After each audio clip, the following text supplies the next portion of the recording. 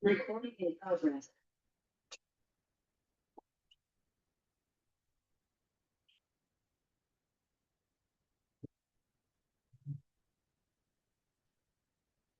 It's done.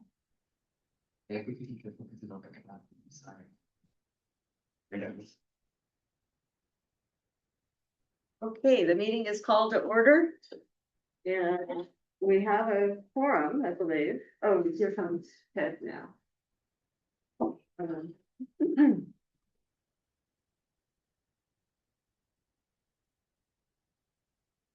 So are there any public comments not on the agenda? Yep. Is that what the speaker card is for? The speaker card is for that and several other items. Okay. So we have a new layout and I don't see a place that I should be speaking from. So where would you like me to be? Well, wherever you're comfortable. I will be right here in front of all of you. Good Okay. evening. I think you all know that my name is John Bear. I'm here, interestingly enough, to talk about something that is incredibly lacking with the Historical Commission. And that is a distinct AV system. And if any of you have ever bothered watching your performance you will note that it is difficult, if not impossible, to hear public speakers. It's difficult, if not impossible, to hear you. And this is unacceptable. And so the comment is, I'm addressing it to you, but I'm really addressing it to the city staff and the city as a whole. This has to change. This is just, it's wrong, because this is what you're doing is important work. It's public record. And if people cannot be heard, then we don't have the record. And I have no idea what the speaker system and microphone pickup is in this room, but in the other room, it was beyond horrible. And please advocate for it to be changed.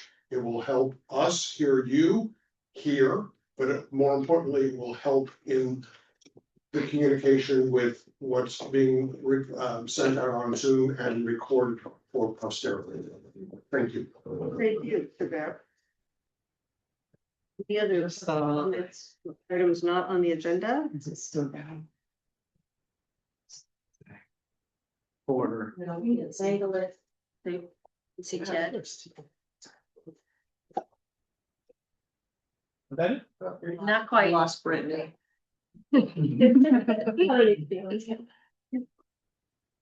Fancy cat. I'm trying to get to, I know that's the challenge with the Zoom thing. There we go. Okay.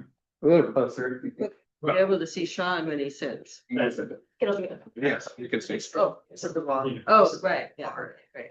Good, okay. So, do we have our consent calendar first?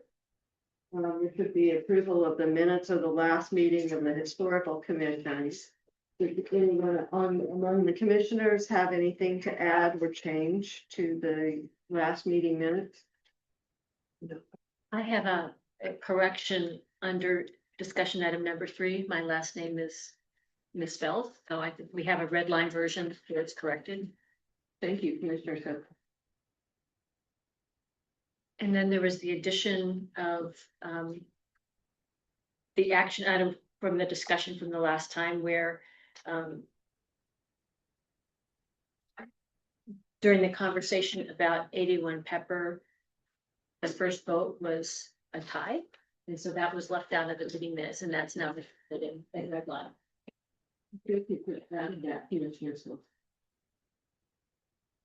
Any other comments on the minutes?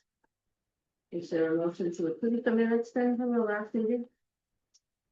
I'm A second. Can you potentially state for the language that's written in the. Oh, okay. So, Unless you would like to read the actual language into the record. if that's necessary, maybe in your motion, Commissioner Special, you could say you approve them as amended in this version. sure. I move that we accept the minutes from the last meeting with the two changes of the spelling of my last name under discussion number 3, and then the addition of the action that came about for the first vote of 81 Pepper. We've added action upon a motion by Commissioner Adams, seconded by Commissioner Coe. The Historical Commission adopted a resolution removing the property at 81 Pepper from the City of Los Altos Historic Inventory and finding the project exempt from CEQA pursuant to section 15061B3. The ayes were Adams and Coe, noes were Atkinson and McGuire Nagus, abstention was Skusel, and the motion failed 2-1. Who was the second? Is there a second then to approve the minutes? I second it. So the minutes are approved. So our next item Is is, there a vote? Oh, do we need to vote on that? Okay, Vote to all right. approve the minutes. Okay, thank you. I vote yes, Chair. Chair Atkinson, I vote yes. to approve the Commissioner minutes. McGuire Nagus. Commissioner Scuss. Yes. So now we'll move on to the public hearing. Can we start with the staff report? Yes, let me get my screen set up. Good evening, commissioners. Sorry, I have too many things on my screen right now, it seems. Okay.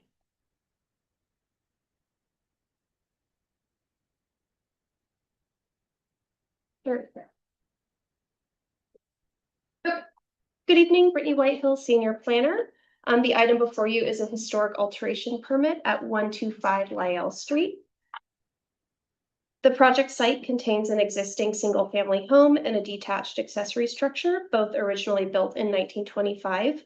The property is listed on the Los Altos Historic Resource Inventory, HRI. The original portion of the home features characteristics of the colonial revival style of architecture. In 1932, the home was modified to add a rear-facing addition and a small addition on the east elevation of the home. And the slide shows the 1925 home in yellow and the 1932 additions in blue. The applicant is seeking a historic alteration permit to construct minor exterior alterations to the building in association with an interior remodel. These alterations include adding new windows in various locations throughout the home, exterior alterations to the non-original rear facing of the home to convert the space from a sunroom into 2 bedrooms, demolition of the non-original small addition on the east elevation, and restoration or replacement in kind, if restoration is not possible, of 6 existing windows in any deteriorating siding. The application included a Secretary of the Interior Standards report prepared by Evans and DeShazo that found the project is consistent with the Secretary of the Interior Standards for the treatment of historic buildings, and that the project would not diminish any of the building's character-defining features. Based on the analysis presented in the staff report, it is recommended that the Historical Commission recommend the zoning administrator approve the historic alteration permit subject to the attached findings and conditions of approval, and find that the project is categorically exempt from environmental review pursuant to section 15331, Historic Resource Restoration and Rehabilitation of the California Environmental Quality Act. Thank you. That concludes my presentation, unless there are any questions. Moving to the other patient, have a question? Are there pictures of the side addition that they wanted to post? There are, I believe there might be in the HRV, okay. I can work on getting some pictures and share them on the screen. It's a very small, like sort of little pop out of the home.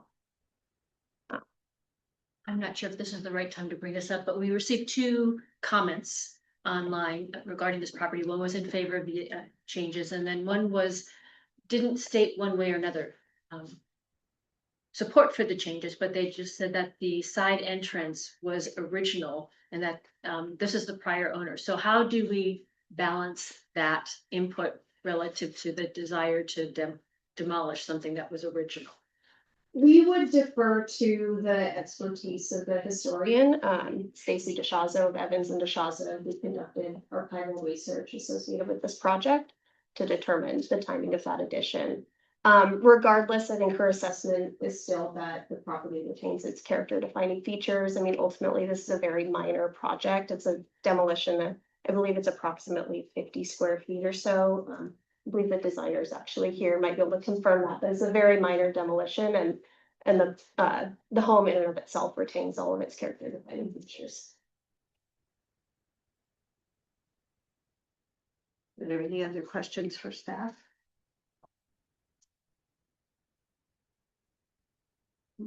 Okay, so that means, is the applicant here to speak? That would be great. Thank you. Please go ahead. Oh, we don't, as applicant, we don't have any comments. Oh, yeah. Just one comment, we. Sir, if you could come up a little closer right here and then just provide your name. Yeah, my name is Eric, I'm with Technology Engineering. And then thank you, commissioners. So, we actually reached out to Stacy, our historian, consultant. And then she confirmed that on the figure. On the figure 17, hi, my name is Wen, I'm the actual designer here and this is my colleague, so we've worked together. We actually just received the notification for the common letter this morning and we did dive into the research and also confirm with Stacy. Stacy mentioned that in the HRE letter, the figure 17, that is indicate the part that we intended to demolish is addition, that's for sure, that's a concrete answer. I understand, Justin, the previous owner, the enthusiast in terms of the historical preservations, but I think in terms of the academic research wise, we should respect the professional suggestions and also their research. Thank you. Thank you. So I do have a question. So the prior owner, though, I don't have the letter in front of me, indicated that they had looked at underneath the house. I suspect Stacy did not. Here's the letter. If you Yeah. want to look at, Let's see, a physical inspection of the foundation and the lumber used in the subfloor revealed that this area was poured and built at the same time as the original structure. So did Stacy actually go under and look at the foundation? For that part, Stacy mostly observed the exteriors and the site. Right. Yeah. Right. So I'm just trying to be clear about, it sounds like the prior owners did an inspection and found that that piece was actually original. Is there any way that we could pull out the figure 17? I mean, and yeah, I'll look into it. I can pull that up. I think importantly, though, we have to rely on the evidence in the record, which is as presented by the historian. So ultimately, I would, in this instance, if there was a conflicting historic report that was presented, that's certainly something that could be considered. But in this instance, we have the documentation prepared by the qualified historian who's conducted the. Square. Let me the plans. I believe it is truly about Less than 50. Less square than feet. 50 square feet. 46 to 48 square feet, that's, Yeah, yeah, square you may Yeah. take a look. Okay. And I'm not suggesting that I wouldn't support this. I just want to be clear about what's original and what's not. Yeah, Um, this is also what we are very into to dive in for the actual which part is original and which part is addition. That's for sure. just to clarify, I can screen share.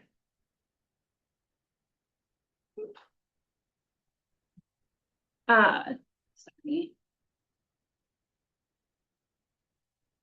So if you see where my cursor is, it's this portion of the building that we're referring to. Yeah, just the small little blue pop out on the side.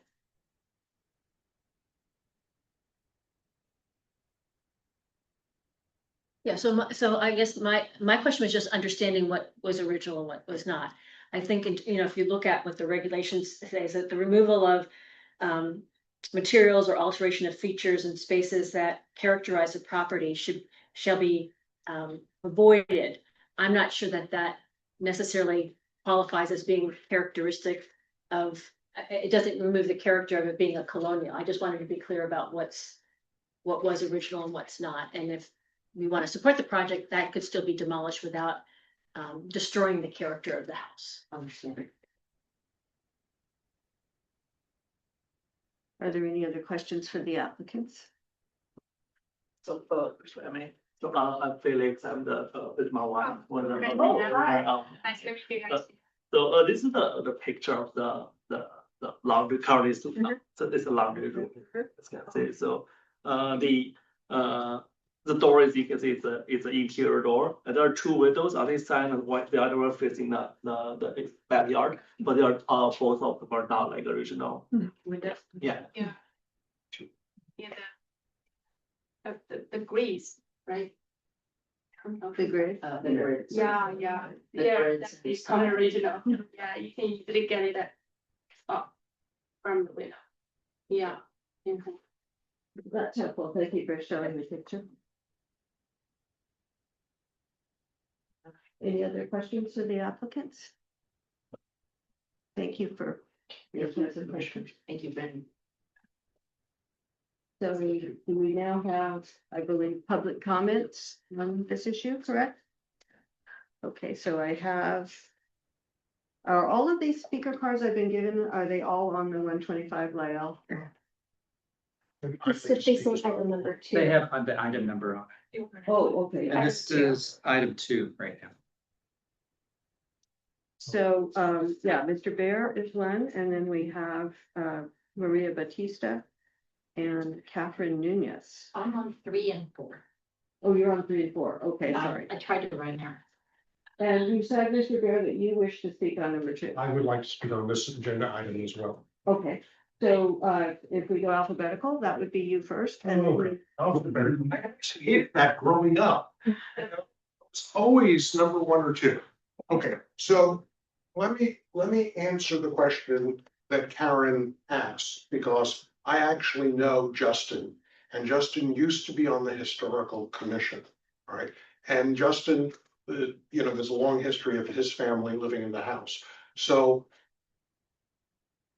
I would believe what Justin says, and I would believe that Justin did his homework and did the investigation.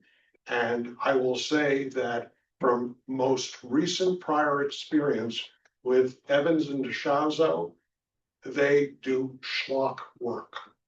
And they are, it's scandalous, some of the work that they performed. Now, with all that said, I'm a great believer in historic preservation and being pragmatic. And if these alterations make it possible that this house is saved, then the pragmatist in me says, okay, we're losing a small piece of historic property, but I wanted to make sure the record reflected information that none of you probably were aware of. Thank you. Thank you, Mr. Bear. And Ms. Batista? Thank you. Hello. So I'd like to start just by echoing, thank you very much for making an effort to keep the historic home essentially intact and making it something that you also can enjoy and live. And I really appreciate that. I just wanted to say there is a point of confusion around the reports though that you have, because the DeShazo report is referring to this structure as a colonial revival, when in fact it's a bungalow. And so I don't know if they're suggesting that it's retaining the character defining features of colonial revival, which I believe the report is. I unfortunately didn't have enough time to totally dig into it today, but I would recommend somebody, for the sake of record, clarify or have that report altered to reflect that it's indeed not a colonial revival style house and it's a bungalow instead.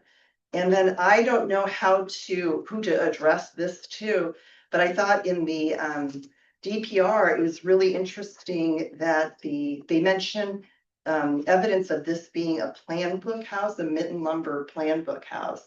And I would like to learn how one can learn more about that comment, whether it's something Evans and DeShazo had addressed and does address, or how one learns more about the nature of that and how it's relevant to the house. But I'm glad that it's noted in the DPR.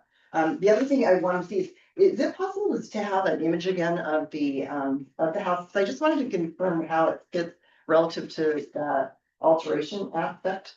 Did you want to just like? Yeah, site plan would be great. I think I can provide some assurance on. Or maybe you can even answer this, because the section that you're altering that is, questionable whether it was original or not. It just doesn't face the street, right? It faces, or does it face the street? It's on the side. Yeah. So it's basically the driveway and like a lot of problem, doesn't have a straight. So you can see the side, it's a side entry essentially. You can see it from the street. About halfway down the property. Right, so like just from a public right of way, so people experience your house, how? Like, is it that From you're? the bottom, from the So bottom. where my Right. cursor is Yeah. Lyle. Yeah, that's Lyle. So I mean, Okay. I don't know if you visited the site, I have several occasions. Yeah. I find that it's not, you could see it from the street, but it's certainly not prominent. Yeah, no, and I just say that's also just reassuring that, but so as people are walking down the street, its historic nature is the main characteristic that you're experiencing. It's not part of the presentation of the house. It's the way I. The change. Well, Yeah. the house doesn't present itself through this feature. You have to be looking for that little. That's a little, yeah. That's the way I would describe it. Yeah, because I think, for the most part with historic properties, it's really what it's offering to the public as you walk past it or you come up to it, and it sounds like you've preserved that entirety, so thank you so much. Yeah, thank you. So if there are no other public comments on item number 2, would this be the point then when we would deliberate amongst ourselves? So you would provide the applicant an opportunity for 5 minutes if they'd like to rebut. And if they don't want to rebut, then you would close public comment and then bring it back to the commission. Okay. Would any of the applicants like to rebut the public comments that we heard? No. Okay. So we can close the public comments section. And do my fellow commissioners have any comments they'd like to make? I would, because I raised the question about the addition, I just wanted to be clear. And as Ms. Batista mentioned, I am so thankful that you want to save this little house. As an owner of another type of bungalow in Los Altos, I love seeing the older houses retained. And your little gem there it's great that it will remain on the street. So thank you very much for keeping this little piece of Los Altos history alive. I'd like to echo those comments. Obviously, a lot of thought has gone into how to preserve the historic character, and it looks like it's going to be very successful in that regard. There's a comment someplace about. Like, she left with no door. Oh. I just had a question about, there was a porch and there used to be a door going out, but Sean confirmed that you're gonna retain the porch in the back of the house? That was my question. Do you have any comment, Commissioner Adams? This seems to be a de minimis project, in my opinion, in terms of the historical context. And therefore, I'm inclined to go with the homeowner. Do I hear a motion in that regard? Are we ready to move and second and vote? I move that we approve the request for the historic alteration for the exterior modification of the single-family home at 125 Lyon Street. If we can make sure that the motion is based on the recommendation in the staff report, that would be helpful on the record. Thank you. Sorry. Make a motion that we approve the staff recommendation for 125. And I'm not saying it right.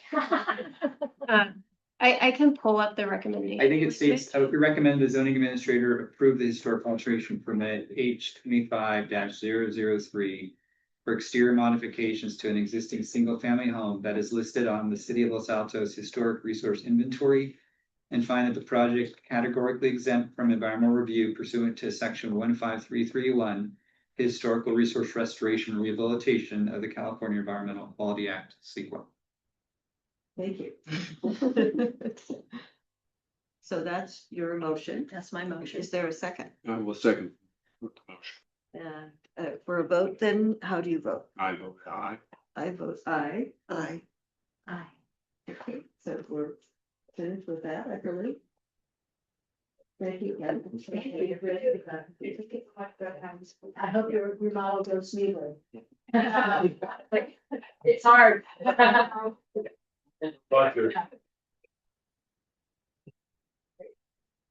Okay, we'll do discussion item number 3 then, which is City of Los Altos Certified Local Government Annual Report.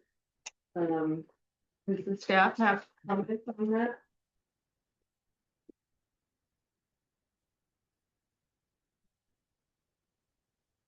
Okay, click that.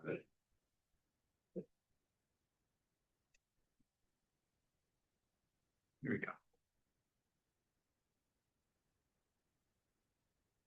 Okay, so staff provided staff report in regards to the 24-25 certified local government report. This runs between October 1st to September 30th, 2025. This is a very kind of standard template document. Staff did provide in front of you a recommended revision of the document. Commissioner Skusel, Yes, Skusel.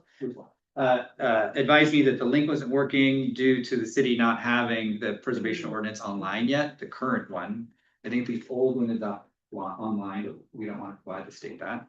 So I'm providing a recommended language change under A2, 1A2, which states the Historic Preservation Ordinance, Chapter 14.93 was newly adopted and became effective on November 14th, 2025. An electronic link to the ordinance is not yet available. A copy of the adopted Historic Preservation Ordinance is attached to the CLG report. So when I provide this report electronically to the state, I will provide an electronic copy of the ordinance. Because we do not have a link yet. Next year we'll have the link. It may be a few months before we'll have the link online. And then there's also a reference to this link under 3C. So 3A1 or A2, and then also C1 is also a link. It's in red for each of you. Any of you need a copy? Oh, the new thing, okay. I would love to get a copy of this. Thanks. This is a CLG, what is the CLG? As stated in the report, it provides opportunities for the city to pursue grant opportunities, which the city has pursued previously with the Historic Structures report, with the Halsey House. It allows for technical guidance, which the commission and staff, I think, have all reached out at different times to receive direction.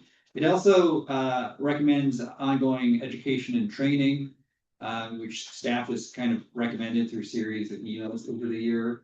And I think starting in October, we have a lot more training that's happened, but it's not part of this CLG document, but we will see additional time added to it for next year. Staff's looking for you to review the CLG report to see if there's any required revisions or additions that need to be made to it. And if there are, then staff can incorporate those revisions as we submit this to the state, which would occur probably next week. That concludes after this. We've already talked about some additions and corrections, correct? So, yes, I did include, based on Commissioner Skusel's comments regarding the link, I did address the link. If there are any other comments regarding the CLG document, I'm happy to. oh, I guess that was the only one, yeah. Unless anyone else wants to bring anything forward now. Pardon? So, yeah, is it? So, Oh, the only other addition I have, which would be minor, is that I'm now retired, so I don't know if that needs to be noted or. Correct. Okay. So, I'm also retired.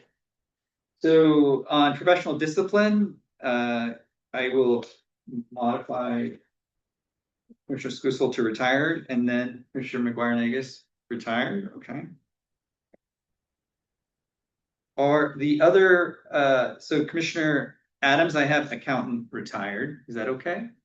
That's fine. And then I have Commissioner Atkinson, psychoanalytic editing and translation, is that okay? Right. Okay, and Commissioner Coe, I believe we've had this from previous years and that's okay. Okay, so then I will modify those and incorporate those revisions to the report. And you're adding the additional training that I did, right? Yes, I do have, for the record, additional training that was completed by Commissioner Atkinson on May 29th, 2025 through the National Alliance of Preservation Commissions, an online or on-demand viewing, engaging local decision makers to support historic preservation. So I have that, and that will also be added to the CLG document. Great, thank you. Does any of the commissioners have any other questions or additions or comments for staff before we move to public comment? No, okay. So public comment, I have the card from Ms. Nunez. Did I hear, Mr. Bear, that you would also like to comment? So again, you are first alphabetically, Mr. Bear. Okay, first. Okay. I think if we, yeah. Do you really want me to stand? Okay, It good. may, the speaker may receive it or the receiver may receive it. I'm Catherine News. I lived in Los Altos for 33 years. I have been active in historic preservation, not just here in city, but also I'm on the advocacy board for Preservation Action Council, and I participate with California Preservation Society. I'm really interested in historic preservation and the environment in particular.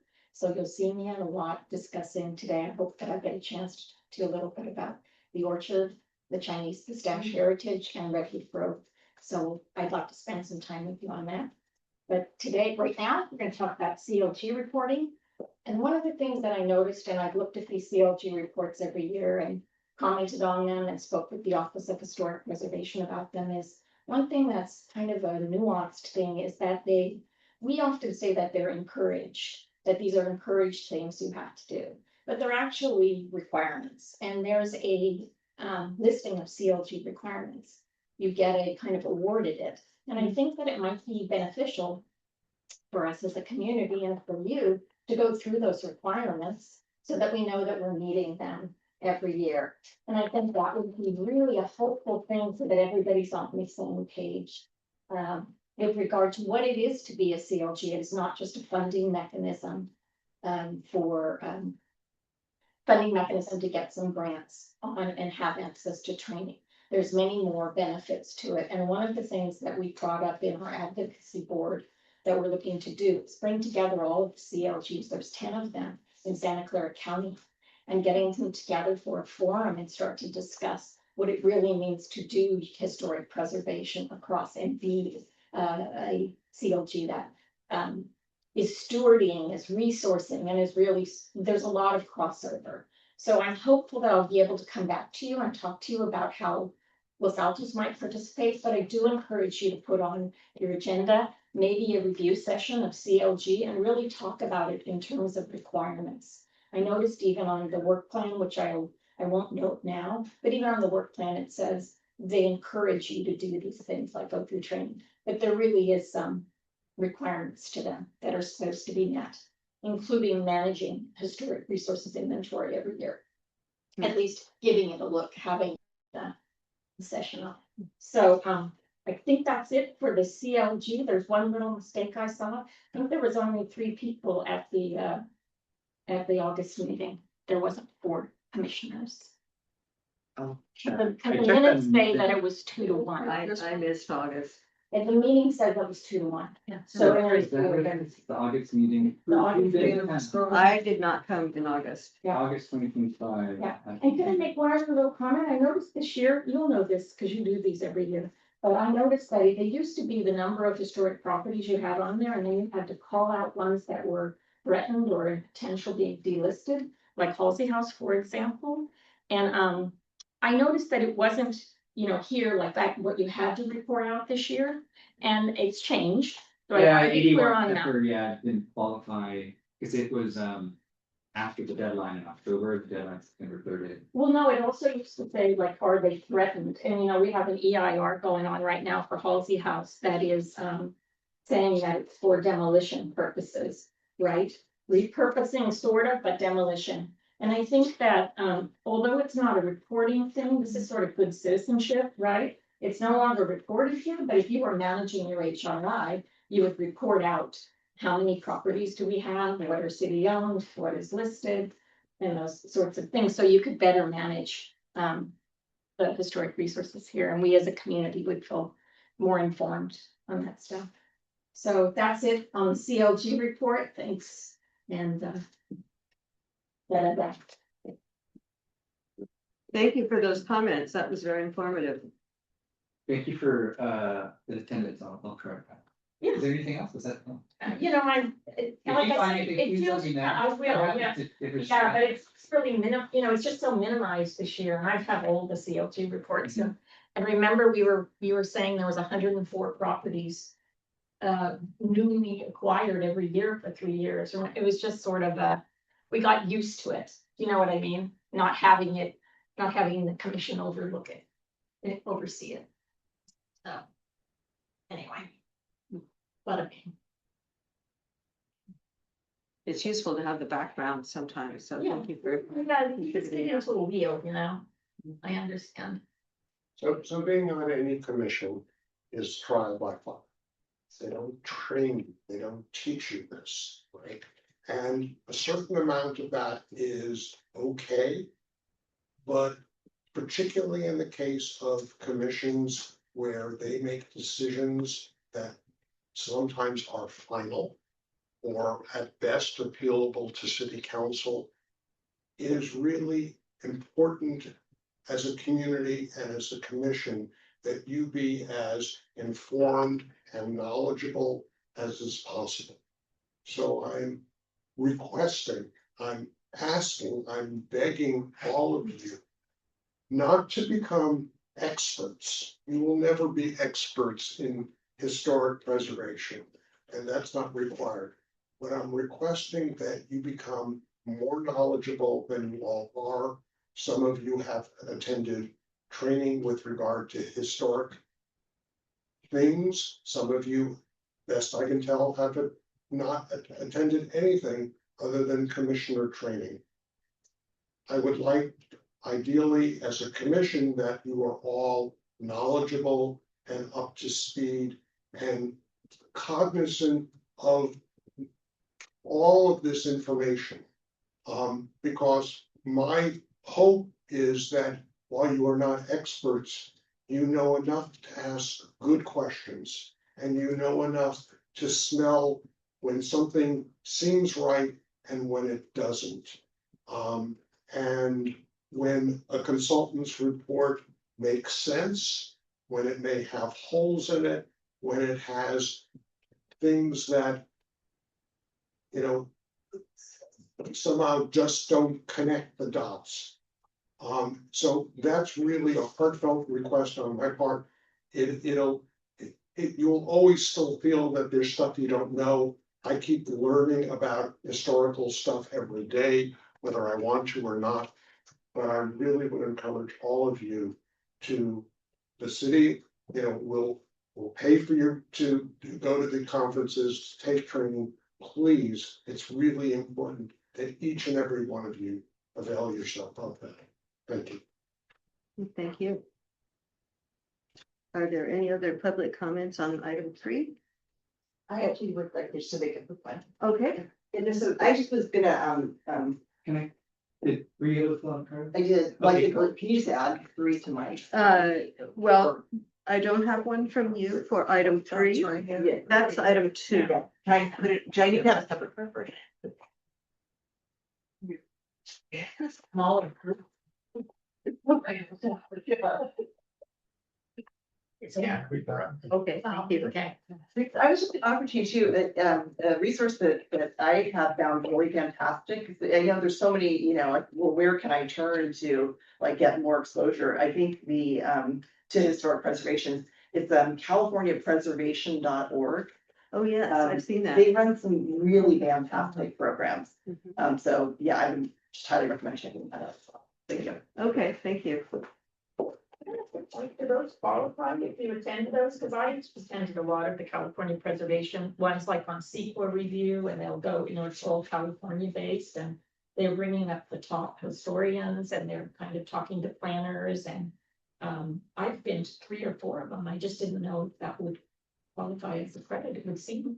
Yeah, I mean, I think it's a little ambiguous a little bit from the state. They're not like delineating what are the boundaries. Yeah. So we've counted those. I mean, we've had trainings in Orange County, we've had trainings in San Francisco, at Berkeley. So there's also online trainings through through OHP, which I think I sent out those like 20-minute training sessions you can do online on the Secretary of Interior standards. So I think any training you would like to attend that's historic preservation related, the city's been supportive of that. You just call the city, they will get out the card and charge it and pay for it. It's not a problem. Good. That's Thank what you. we've been advised to practice on all of it. Okay, good, yeah.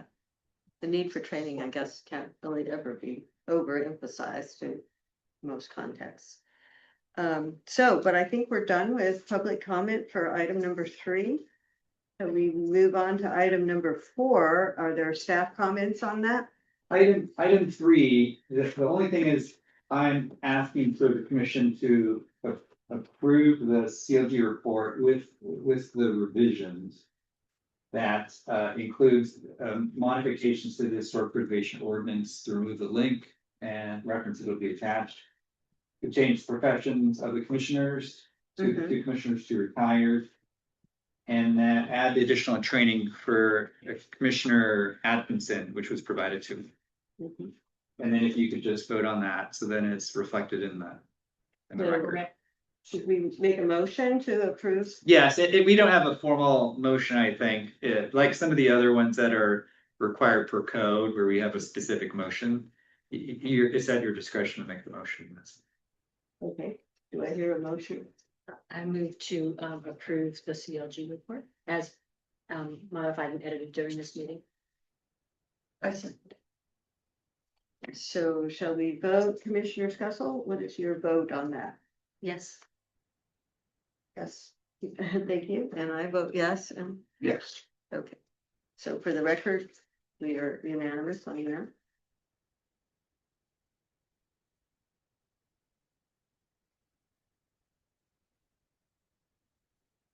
Would it now be appropriate to move to discussion item 4 then, the commission work plan? Yes, I actually. Sorry.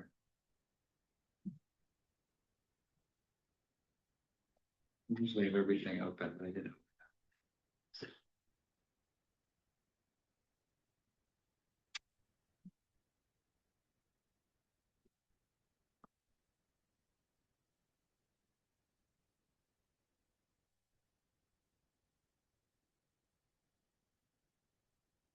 There are edits, I'd like to make edits directly into the document, so it's easier.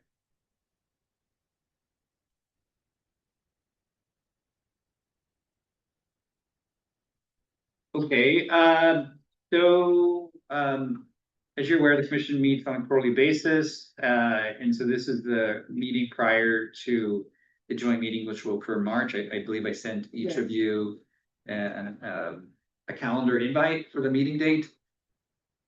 It's already changed once. If it changes again, then I will update that and send you the new date, but they're telling me that is the date. Usually the work plan, the joint meetings between council and the commission are usually 30 minutes because they're usually scheduled one commission after another. So we can expect we'll have a date, we'll have a time, and I'll make sure to incorporate it to the calendar appointment. Just be aware it'll be somewhere between 4 and 7. We just know exactly where yet. So the Historical Commission advises council on the identification, evaluation, and preservation of historic resources in the city pursuant to the city's historic preservation ordinance. So each year the commission works to adopt a work plan to establish priorities and guide activities of the commission. A lot of these are carried over from year to year. The essay contrast, the Historic Preservation Award, the plaque program. There's a series of them. It's also the opportunity for the commission to propose modifications to work plan, adding things to the work plan. And with council's agreement, then those can be added to the work plan.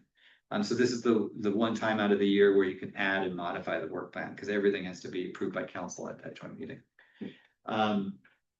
And so what I'm looking for today is in a lot of the work plan items, there are vacancies. I kind of stripped the name out of the assignments. We have a series, I believe, of 4 different work plan items. One, the Margaret Thompson essay contest, which generally has an assignment. The distinction this year is staff, in order to make things easier, I think, for the commission, may just purchase ice cream.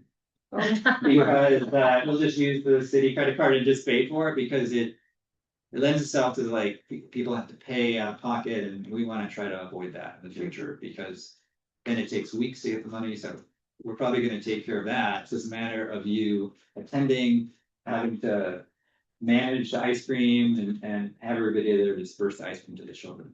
Okay. So we're going to try to help on that. There also is a need for the quinquennial inspection. I think there's an opening. Again, the question is whether you want to keep that on there or not, because we just completed the quinquennial inspection, and another one won't happen until 5 years from. So in 2029 will be another quinquennial inspection, or 2030 will be another one. The question becomes how you modify that, or whether you want to retain it and add it at a future date. We're coming and approaching quinquennial inspection again. And then we also have the last work plan item, which I believe was advocate for good stewardship of city historic properties. And so there's usually a commissioner assigned. In the previous years, these have changed. Sometimes they stripped out assignments and made them commission wide. And then sometimes they've assigned individuals. So from year to year, you guys have modified it in the manner you think is appropriate. That's your prerogative. And if you would like to change language, you just need to give me the language. I'm happy to update it. Thank you. That's the staff presentation. It's really just, it's somewhat of a working meeting to try to get this to the place you're happy. Okay, so I followed with you the 3 blank spaces where one of us kind of needs to take on that role, correct? Correct. What I can do, it's going to be hard to see it on the screen. Try. See if the screen's not good. Let's see. Go. Share my screen. Share screen. ACU. Yeah.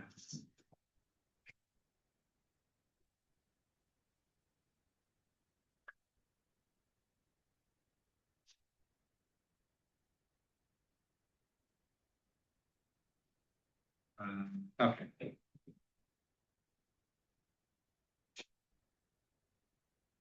Okay, so the first item is the Margaret Thompson essay contest.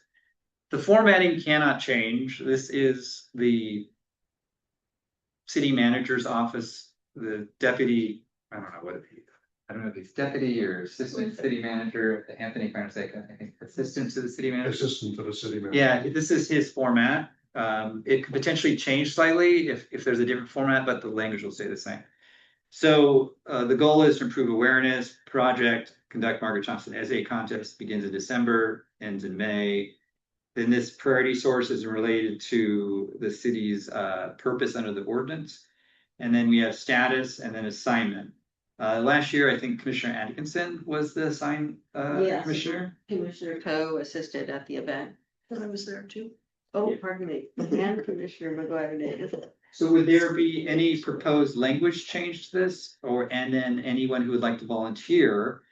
Because staff will, the commissioners can direct us what ice cream you would like. For you, so. Well, we purchased ice cream last year. I really needed advice on how much to buy. I had no idea, and I think I ended up buying way too much for. The city is fine, so they take the ice cream and eat it. So.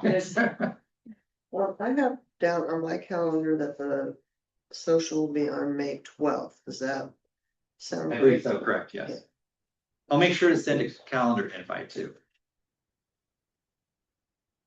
So are any of us interested in volunteering in particular to be involved with that? I believe I'm in town that day, so You believe what? I believe I'm in town, so I can't help. Oh, you can help. Yes. Great, okay. Would Commissioner Warnick's like to be a commissioner to manage this with staff? If I have to go buy the ice cream. We would be the ice cream, we would buy the ice cream based on your direction. Okay. Yeah. Then we'll get my direction for you. Well, For quantities. quantities I didn't do that well with, but it sounds like. It's we better get to have too much than not enough. Right, we get to direct flavors, that's the. Flavors, sprinkles, all those things kids like, so. So you would direct us, we would make sure the ice cream's there, and then we just need the commissioners to attend so they could serve the ice cream. So I if think- somebody from the city goes and buys it, or I go buy it. The city will go out and buy it. We'll buy it that day and we'll bring it over to the history museum and then you'll be, the person who's in charge or the chair typically will attend, they'll sign the certificates. The certificates will be handed to the children at the event. And then the cash award will be given out by the mayor generally at the council meeting, which will occur directly afterwards. It's helpful to have the date, thank you for mentioning it's May 12th. I'll make sure. Yeah, just confirm that. I think Carol Flores had it on her calendar as the 12th. Oh, she was the one I emailed with about quantity questions, so Okay. do you have her email? I do. Great, yeah, she would be a good So I need resource. to have her phone number. Fine. But she just recently moved to Davis, but she's still coming down for this. Oh, I think. Yeah, she hasn't. We're gonna go through all that's ever for us to do. Gone away. It from is the their work, education so department, but sometimes changes. museum, yes. Oh, good. Are there any comments on this item that you would like to change, any language changes? It's on the screen too, in front of you if you don't have it. We're happy to make any changes. Last year, the commission made a whole series of changes to the language, so maybe from the previous year, it had been pretty static for like 5 years. And some things were removed or language was changed. So if no changes, then I can move on from now on. The next one is the historic plaque program. To improve awareness, to conduct the historic plaque program, it begins in December, ends in May. Realistically, the plaque program begins in like February. You send letters out to each of the staff sends out letters to all of the remaining recipients of the remaining historic resource properties and invite them to receive a plaque. Generally, we may pick off 1 or 2 every year. And so we do that every year, and we usually then receive plaques in like April, May, so that they can be provided to the applicant directly. So is this for all historic inventory homes, or is it All just, historic landmarks have received them already, okay, and then the vast majority of the resources have received them, but we still have some outliers that have not received them. And so we continue to solicit from the same pool of individuals requesting if they'd like a plaque. And for whatever reason, every year, some new person requests it. so I have a question about, and this may be taking us off topic, but if the home is on the historic resource list, as we saw with 81 Pepper, they can be removed. So if they get a plaque, does that mean that they stay on the, I mean, how does that all work? Well, they get, Because I know Mills Act. 81 Pepper will be removed from the list. Uh-huh. So the city's list will be updated, the city's website will be updated. Mhm. In next year's CLG report, we'll reference that it was removed from the inventory and we'll advise the state. I don't know if we have a list, an ongoing list. We could always try to make sure, that could be an ongoing question that we make sure that we check. Mhm. That we get back the plaque, but that's somewhat challenging to request plaques back. Right, and I guess part of my question is, and again, I may be taking it, this might be a separate topic, so. But in the review of 81 Pepper, so I was not in, I had to recuse myself, but I did sit into the city council meeting yesterday. And there was a question about the homes that had been identified as resources in 2000, I guess it was 1997, 2008, and 2011. There was a question whether those are valid, given that the firm that did it for the city didn't do the same level of review as the standard HRE. So are we presuming that all those homes that are currently on the HRI are valid, or are we gonna have situations where? We're not assuming they are valid. I Okay, mean, they were approved by either the historical commission or council, and they're valid and they're on the inventory. okay, Unless we receive the request for removal and we do an updated HRE DPR forms that reflect otherwise, they're validly on the inventory. because the conversation last night didn't seem like, it seemed like there was a question. Mhm.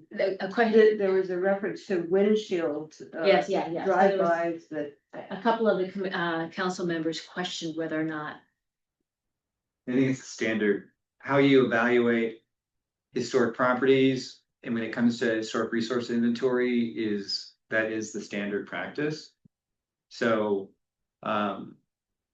usually a windshield survey, which is an evaluation, I think, of a historic property by viewing the property from the frontage of the property, not always entering and looking at all four sides. Mhm. That is kind of a standard practice for a city or public driven historic resource inventory update. It is not a new process, that's a standard practice. and it doesn't mean those properties are not validly. No, Or- no, it Because- doesn't. because It's based on now, historic resource inventory evaluation of whether something is historic is based on many factors, including the architecture of the building, whether an event has occurred there of local, state, or national importance, whether a person has resided there of local, state, or national importance, or due to archaeology. Generally, when you're reviewing hundreds of homes, sometimes in a city, in a inventory update, there are limitations to overall costs. Sure. So instead of evaluating like all the individual owners of properties and evaluating events that have occurred and evaluating archaeology, which takes a tremendous sum of money and research, Mhm. they focus on the architecture, which is acceptable because they're still evaluating on architecture, which is a qualifying element for integrity and significance. So they still are meeting one of the elements. Mhm. If they do all three of them, it may strengthen it. Mhm. Mhm. But they are all qualifying. Okay. I mean, because they've been approved by either the commission or by council. Yeah, I just think that there were some question that was raised about that I think has relevance for our review and the And for HR. our knowledge of how properties got on there in the first place. Yeah. So thank you for explaining that. Is there anything you'd like to change on this plaque program language? Well, I can't really, I mean, it sounds like it's not a really high priority item, or am I wrong? I mean, it's just a ongoing established program. Hmm. That doesn't require any work on the part of the commission, but in order for staff to spend time doing it for you, it generally is on the work plan. Because otherwise, if it's not on your work plan, staff will not accomplish the item on the work plan, because it has to be, it's not going to be the city's and the department's direction, it's going to be yours. Is there any value to commissioners reaching out to some of the homeowners to see if they would want a plaque? Where we would welcome any commissioner who would like to participate in notifying owners. If it would make a difference and we could capture more of them every year, that would be fantastic. Yeah, we would like, this program at some point should terminate, so we receive all of them. But that hasn't happened. Yeah, that would be wonderful. If this wanted to change to incorporate an individual commissioner, then that would be.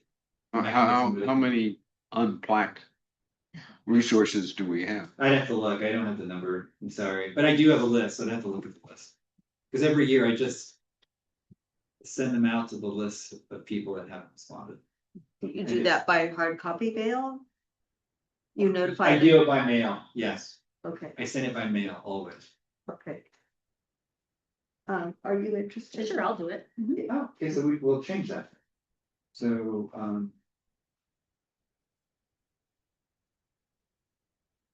But honestly, I thought I had to do Mills Act to get the plaque.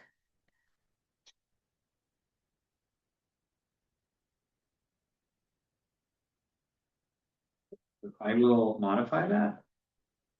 When I modify it, we'll make sure to send it to you in advance so that you can review it, and if there are any comments, then we'll make sure it's revised before council. The third one is improve infrastructure, and this is the historic landmark Apricot Orchard item. There's no due date. This was written last year by the commission. The goal is implemented year round.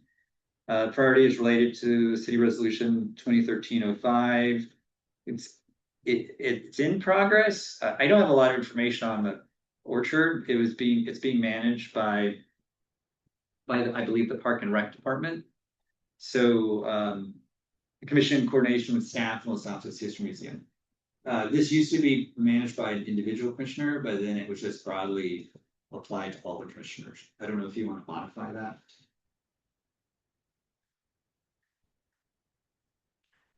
I wonder if thinking about modifying it, does it make sense to consider setting aside some time at one of the meetings where someone working more directly with the orchards than we are could come and give a brief summary of what's going on?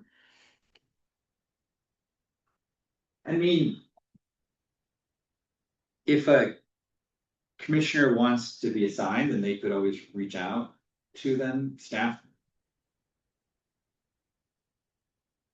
Because I think the commission was more directly involved, and so was the planning division and development services. It's now shifted over to Park and Rec primarily. So if a commissioner wants to reach out to them, then it would need to be coordinated within the work plan. If somebody wanted to be assigned it, then they could individually reach out.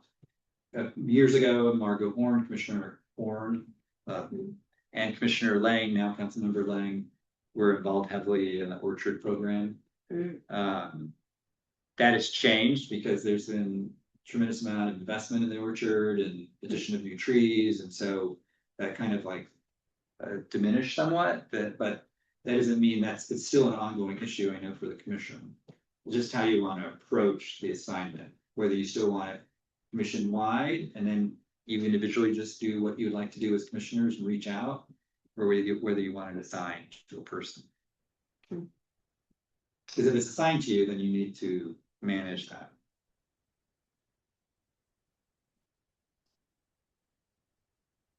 It also would be an option to remove that item, is that right?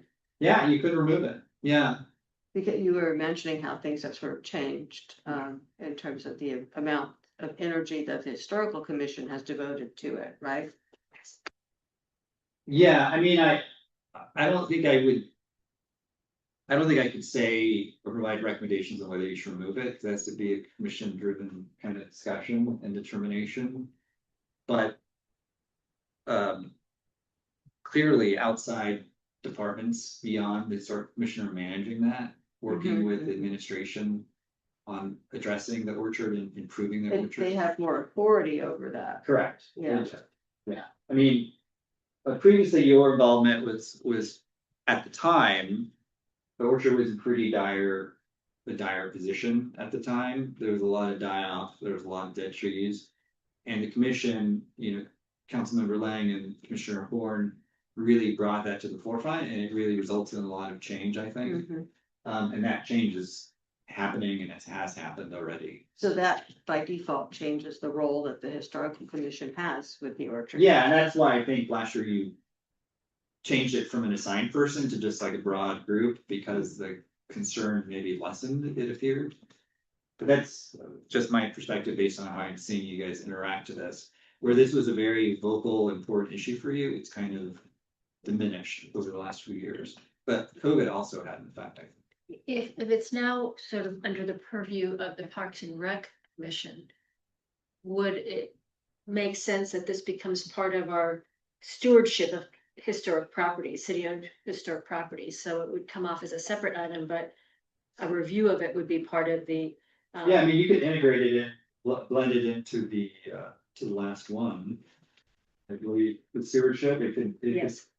it could advocate for good stewardship of city owned and historic properties, it could be integrated into the last one. Collapse it into it. But I think that makes sense to me, unless others feel differently. Is there any opinion that a specific commissioner should be more directly involved with that?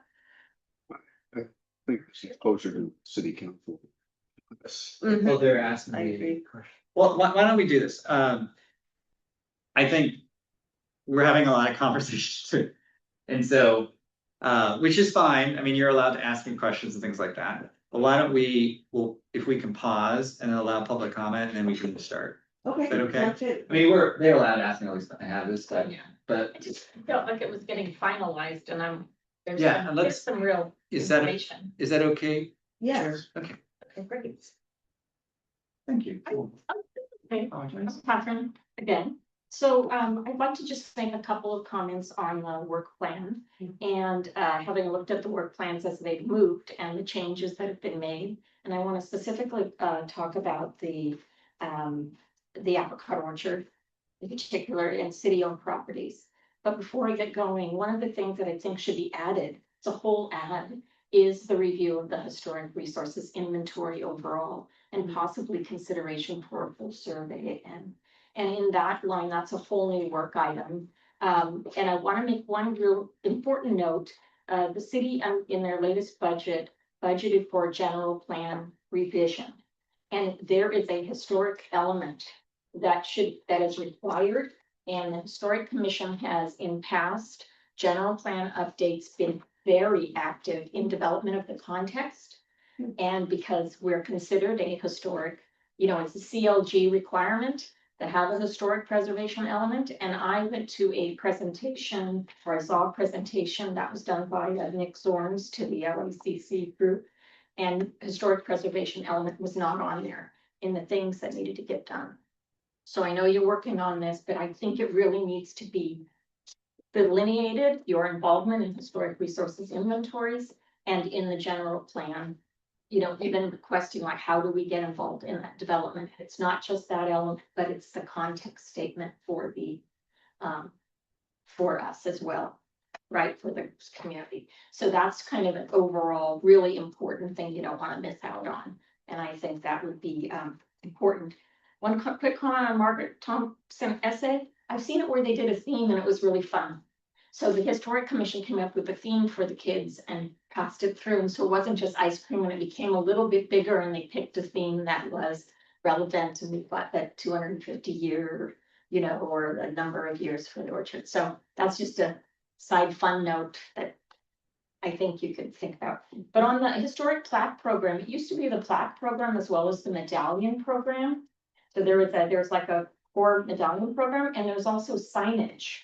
And one of the things that, you might want to look at just the historic, interpretive signage and plaques together as sort of what are we doing around the city to promote with signage and information, the historic properties. One of the things that I was noticing, so I'm an independent publisher as well as many other weirdo things, but we're redoing the Los Altos historic walking tour. It's downtown.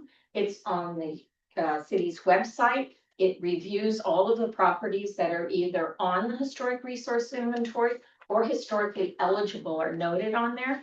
I often give tours sort of using this, and I'm doing a companion one. This is done by my friend Randall Hull. He used to work here for and so anyway, so we're redoing it so that we can have it, and I'm talking to the Chamber of Commerce about how we can get these out there, and we're doing one for trees as well, to do the sort of a walking tree, historic tree, which kind of leads me a little bit back to the inventory, because we used to have a historic tree inventory. It was really big, and all of a sudden now it's down to one. Now it's just the palm tree out there. So a little investigative of what happened to historic trees. And we're doing some work in the county, San Jose, to talk about cultural landscapes, not just having it under buildings. So because architecture and sort of how the shape of things isn't always architecturally driven, sometimes it's for historic purposes, it could be a tree, or it could be an orchard, or it could be a farm and winery or some other things. So that's just a little notation. I think there's some big opportunities to make signage about our history come to life and not just make it a plaque program. I know it would be budgeting your effort, but I think there's people that would be willing to help you on that. So the other thing on the item 3 is the rehabilitation of the historic landmark apricot orchard.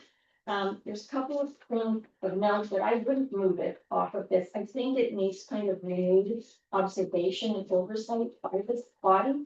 It is not seen on the Parks and Commission. They don't have it on their thing. They may have oversight for maintenance, but the contract is with the museum unless that's changed. In the last, they're changing the orchardist. I know there's some things going on, but what I want to say about this is this. There's a 3-year contract that was with the museum originally for them to take over the rehabilitation maintenance. And there were items in there for rehabilitation that should have been monitored and by a body like you that knows what it, the Secretary of Department of Interior has standards for rehabilitation. Okay, if you're saying you're rehabilitating a property, there's standards and it should be monitored. And if you're going to try new things, and so there were health reports that were supposed to have happened. There's no plan for that rehabilitation, to my knowledge, or for the maintenance that has been made public. And so keeping your eye on that is critical for this property to thrive. They planted 400 trees, 100 of them died. And this group, your group, you know this, Sean, they came before here to do historical alteration permits. Okay, so you did review it, the body did review it twice. Once for the library patio project removal and the other time for the, that trees had died. And that it requires real review. And real review of, this is a historic property. It's tied to the J. Gilbert Smith House. It may very well be the last standing farmstead in Santa Clara Valley, from the Valley of Forks Delight. It's a big deal, not just the apricot orchard by itself, but its connection with that J. Gilbert Smith House. It's unique. And we are looking at trying to get funding so that we can go for, more of a state registration where the two united together. It's big. They know it in Santa Clara County because the Sayuke farm, which was a Japanese American thing, got developed over. And so I think this is the last home standing that was built by the guy with an orchard. And I think we have more than just a treasure and people want to see good trees grow. We've got something really historic here that needs to be held on to. So I would keep it. And it needs to be budgeted. Those 100 trees, there's no budget. $75,000 a year. It's not a great deal of money. It's $75,000 a year they're paying right now.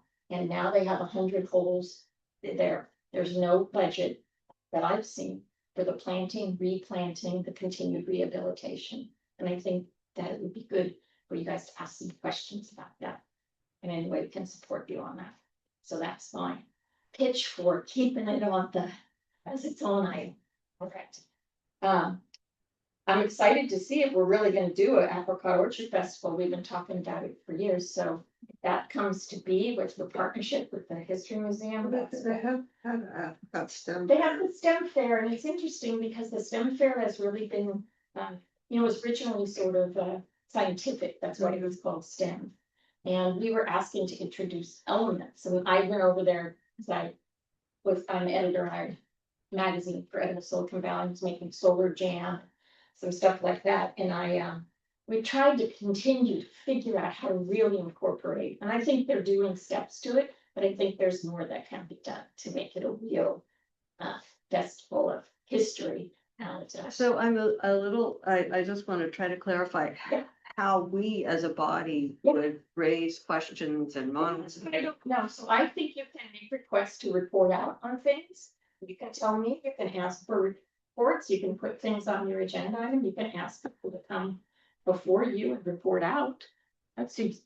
That was how I was familiar. I'm not familiar with the new way of doing things, but I would guess that, you know, you can, Are you also suggesting more liaison work with the museum? well, you have a partnership, you have a foster partnership with Los Altos Museum and Right. you guys could develop whatever that looks like, you know? It's great to have the two pieces together. We're very lucky to have the museum here.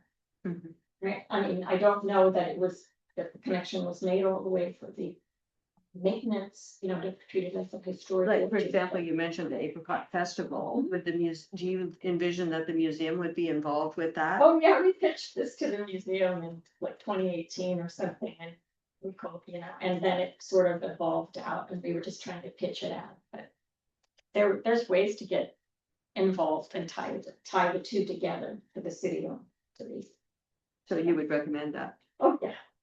Oh, yeah. I'm really encouraged by, you know, just people paying attention and getting going on some of this stuff. But so the last thing is the city-owned properties. These are public lands. There's gonna be a lot of talk about public land, you know, they aren't city-owned, but they're public land. They're paid for by public dollars and they require public stewardship.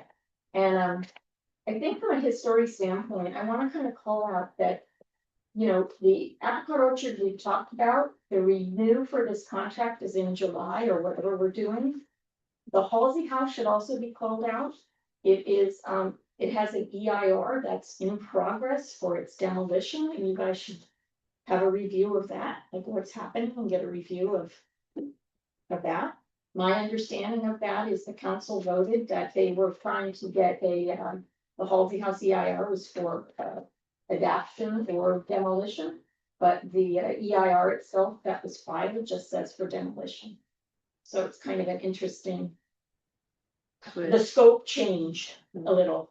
So, but that's okay. The Chinese Pistache Grove, want to talk about it because I think it's historically eligible. Was planted, it's on my little, when I go give the tour, it's on here as a historic element. It was planted in a tree planting bee in 1954. It was planted, so the community came together, the Japanese American family, prominent family, the Taruchis, gave the first 45 trees and picked the tree out because they were incarcerated and they were welcomed back to this community. It's a really fabulous story and it's beautiful and vital. And I think that they're all protected trees.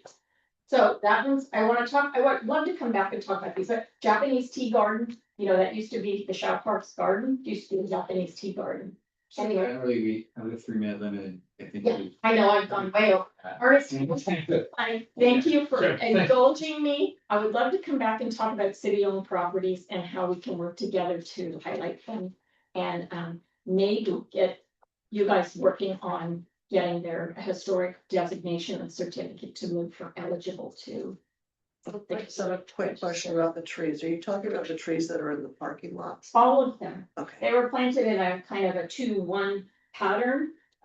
There were people involved, so street trees as well as all of the parking lots were, it was a beautification and sort of a community building project. And it was very well known in the 1940s, 50s to do these tree planting bees. And we were a really unique moment in our history. Thank you. Thank you.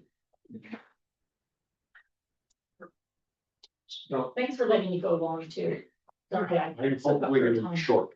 Okay. So I'm going to echo a couple of things that were said previously on signage. You know, when we finally got to do our landscape and hardscape and people could actually see our house, people would drive by and they would, you know, wow, it's a wonderful house. I never knew there was a house there. But in talking to people, you know, they asked questions. They had no inkling of the history of our house. They had no inkling, frankly, of the history of much of Los Altos. And I would love to see both on commercial properties and potentially even on private properties, you know, a program to say, let's make those little signs that are informative signs. And I'm not, I don't care which properties you pick. I'm not, I'm not advocating for myself. I'm simply advocating that there are ways to start making the community aware of these properties. Yes, the plaques help, but they don't tell the story. And there's nothing that tells the story of the South House or any of, you know, the Edgewood property or the property on Route Canal. We have. Or the Winchester Merriman House, maybe. Right, right. It's some wonderful properties and, you know, they stand on their own for their architecture, but there's a lot of history and a lot of stories that go with it. That's point number one. Point number two, there was a discussion earlier mentioned about updating the HRI. At last night's council meeting, one council member said that if there isn't an HRE for properties on the HRI, then it isn't historic. And that to me is a red flag. It's a red flag that our historic resource inventory could shrink from about 100 properties to probably 25. I haven't counted, I have a very updated listing of historic properties, but a lot of them in fact were windshield surveys. And if you all care about the history of our town and historic preservation, then yes, you need a new HRI, but I think you're gonna have to address the elephant in the room, which as far as at least one council member, and at least, I think there are actually at least two, maybe as many as four, they believe without an HRE that it doesn't qualify to be on the historic resource inventory. I wish Sean were here to testify last night on the appellant's behalf, because what we said earlier actually is not how the council thinks about these things. Sorry, I'm not being on the spot. Two other things, and you know, it's very easy to ask other people to do work. So forgive me, I'm adding potentially to your list, but it's taken to the spirit of if it makes sense, do it. If it doesn't, don't do it. You know, when I was on the planning commission, we looked back at properties that we had approved years earlier to see what did it look like. You know, how did it turn out? Did we do a good job? And you're approving historic alterations, additions to property. You know, it would be helpful to you as commissioners to look back, go back to the documentation, and then individually or as a group, see if you can visit some of those properties and to see, so what do you think? What did we learn from doing this? It's not to point fingers, but it's a hopefully part of your education. The second part of that is, you know, when I pulled together a group of Mills Act property owners, it was the first time I'd actually visited every single Mills Act property in the town. My guess is few, if any, residents, and perhaps yourselves included, have actually visited all the Mills Act properties to actually see them. Now there are structural problems if the group goes, but it would be lovely if you would parcel out the properties and, you know, one or two of you go, see if you can make appointments to get a tour of the house. Some of the homeowners may say just the outside, some may invite you inside, but I think it's helpful to understand the history, to see the architecture, to have an understanding of what's been done and what's not been done with the houses. This is not an official survey, it's not an official report. It's, you know, so it won't be allowed to take pictures in most cases, but it's really part of your education. And if you wanted to extend that to properties that were just on the HRI, again, I think this would be helpful to you to get a better understanding of the diversity of housing in Los Altos, what people have done, understand the issues people face. Some of you have been worked on historic properties, some of you never had, or never have worked on historic properties.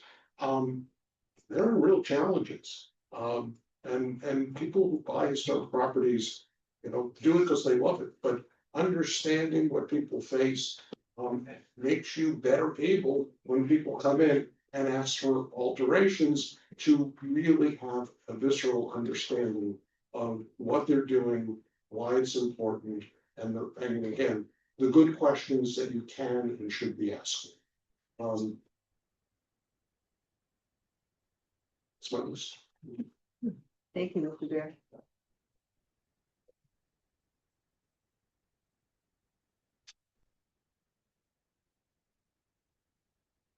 So on the work plan, we talked about the first three things that look like to me.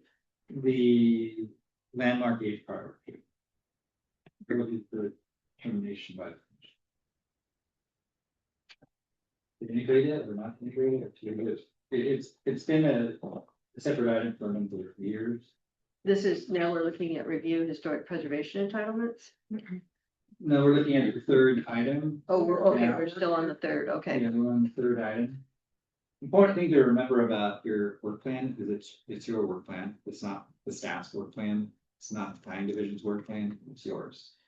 While we've provided assistance, it's not our role to implement the work plan. It's your role.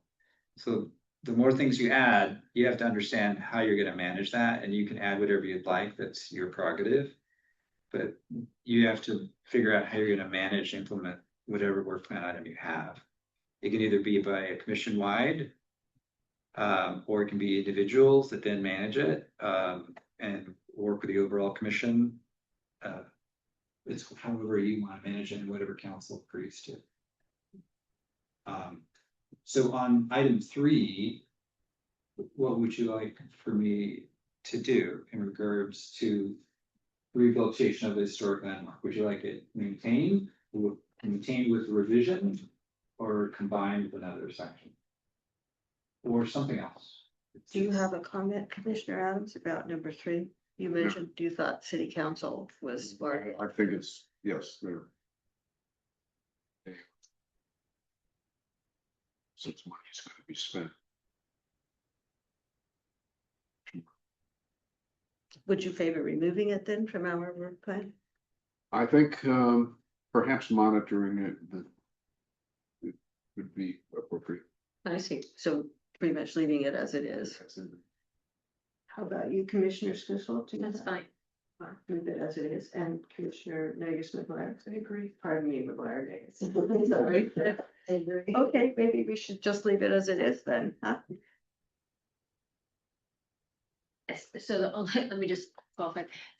So if we leave it as it is and we haven't done much, what does that mean we will do? That's a good question.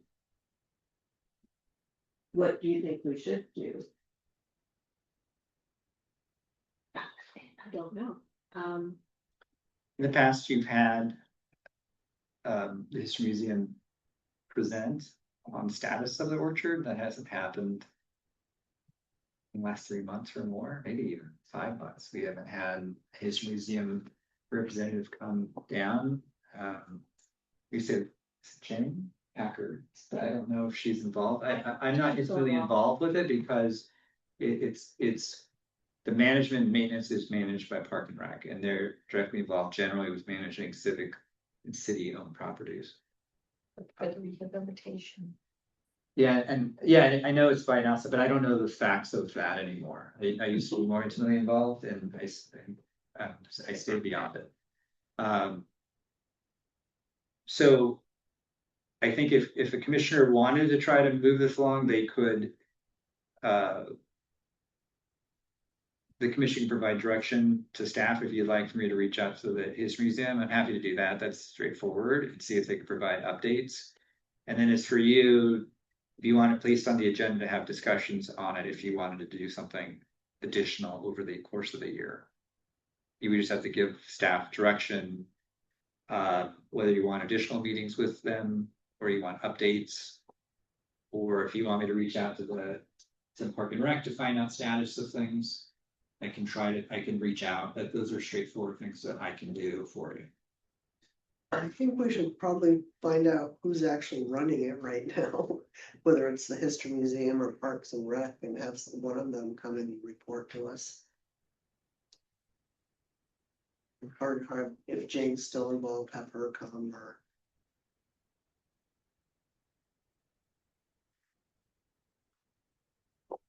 That's not the goal of this item, but I noted it down. So The goal of like this item is just working through this work path, but So would it make sense if we want to keep it, to change the assignments to say the commission in coordination with city staff, Parks and Recs Commission and the Los Altos History Museum? To acknowledge that Parks and Rec now has primary responsibility? Is that okay? I don't know if you can, because you're, Giving them, the commission doesn't. Your direct relationship is with the Development Services Department. Park and Rec Department had Park and Recreation as a commission that they're responsible for, and they're not intimately involved and responsible. I mean, they will come and present when there's a revision, so if there's a project that's impacting a historic property and that requires a permit, then they're obligated under the code to present an alteration permit or advisory permit. But I think it's complicated. I mean, I can always reach out and see if that's possible. But generally, I mean, the History Museum is one thing because we have a direct relationship with them, and generally that's incorporated into the code that you have this relationship with the History Museum. Park and Rec is more challenging because they're not within Development Services. so we would leave That doesn't it. mean I can't reach out to them when you want information. But to stipulate that may be more challenging. I think we should reach out and find out who's really, I don't work for Right. Manny, I work for Stephanie Williams. So I don't have that direct line of authority with them. And you fall kind of under the team that is issue is Development Services.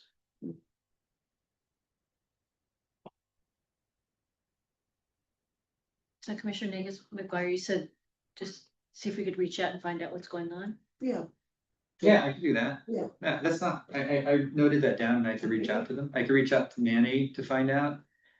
Or reach out to the director, because I know my director probably has a lot of factoids about what's going on, because at the E-team level, the executive level, they know a lot of things that I don't know. So I can see if there's something they can convey to me and I can convey to you. So you're going to reach out to Park and Rec, but not necessarily the I'll reach museum? out to my direct supervisor, my director first, because many times the information that Manny may have, she doesn't have. It's just not everything comes down to me. I'm dealing with projects, not like what's happening at the broader city level, executive level. So I can always reach out to them. And then if she's comfortable with me going to Manny, then I'll talk to Manny.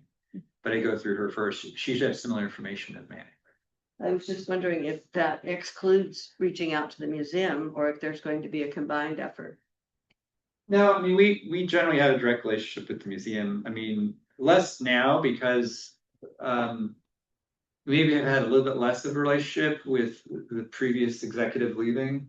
Elizabeth Ward, we had a very strong relationship with them, and I haven't reached out to them as much, and some of the dynamics in regards to some of the work plan items has changed. So they haven't been as involved. But commissioners could always reach out individually to them. yes, we've had our things change for us at the museum too. Definitely, yeah. So should I move on? And then we'll come back to anything you'd like. So review historic preservation entitlements, process and evaluate applications for historic alteration permits or advisory review, historic landmark designation, historic resource designation. D designation, it should be historic resource designation and Mills Act applications. This is just like it's very much like every commission, like planning commission. It's just kind of permit driven process. Whatever we receive, we bring forward to you. Just like her project or 81 Pepper, as they come in, we receive them. So it's not anything that's driven by you or us. It's just whatever the public bring forward to the city. So I have a question, a couple of questions here is one is, I think about this couple that's going to redo this house, which is going to be expensive. And they could qualify for the Mills Act. So how much should we be mentioning to them that ask them if they've considered that and that letting them know that that's a possibility? There's nothing that prevents you from doing that. That's your choice. Yeah. I mean, if people ask staff advises, of course. I mean, I don't think it's our role to be advocates, it's our role to educate. If people ask, then we convey what the code stipulates. Mhm. And we have the code online. Mhm. If you would like to convey that would be Because fine. I was wondering if I should mention that to them. I can always reach out to them and say, have you considered that? Because I think it, as we know, rehab is expensive. And the Mills Act does help defray some of those expenses going forward. Because there's a lot of maintenance with a 100+ year-old home. Yes, and any historic landmark or historic resource qualifies for the website, as you're aware. And then the other question I have is, with the HRE, the experts, so I think it was mentioned earlier that EDS, some of their reports are lacking. Do we give feedback to them? Do you have a list of recommended historians, and how might we monitor that, add to that, or question some of that? We haven't yet reduced the number of historic preservation experts that we have on the website. Mhm. We pretty much have everyone that we're aware of on the website. We're aware some of them are wonderful and some of them aren't so great, but we're not at this point allowed to kind of push people in one direction or another, because that may show favoritism towards another, and that's not the city's role generally. What we do usually say is to look at previous historic commission reports and look at examples of reports, look at minutes, look at comments, watch videos, and it'll give a story sometimes of some of these. But generally, we don't provide that kind of direction. It's not staff's role to do that. Is there a way for us to give feedback to them? Well, you can always give feedback to staff, the concerns that you have regarding the report. And then it's staff's role to be aware of those concerns and to make sure that those issues are addressed in the future. We want to make the reports things that you value and you trust and that you believe in.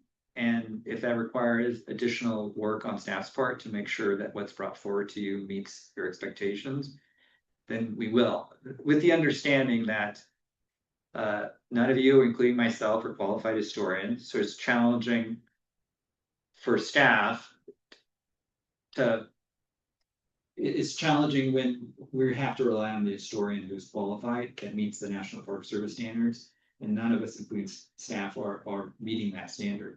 Those staff have done substantial training. I'm still not a historian. I've been doing this for a long time. I'm still not a historian. So I try to be careful even in my evaluations, because there is that, merely because I have 10 years experience in it and I've done all this training doesn't mean I'm a historian. Mhm. So it's kind of a balance, I think. But we're willing to always convey that information to them to try to make the report better.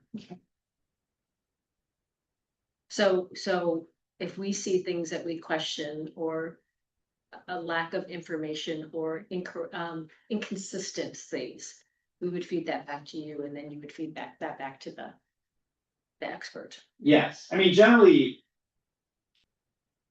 when we see inconsistencies in reports, generally staff tries to resolve them. Usually what you get isn't the first version, it's usually like a second or a third version. Or a fourth, yeah. Yeah, because staff finds errors and there's conclusionary statements that aren't supported by analysis or evidence, and so we make them fix the report.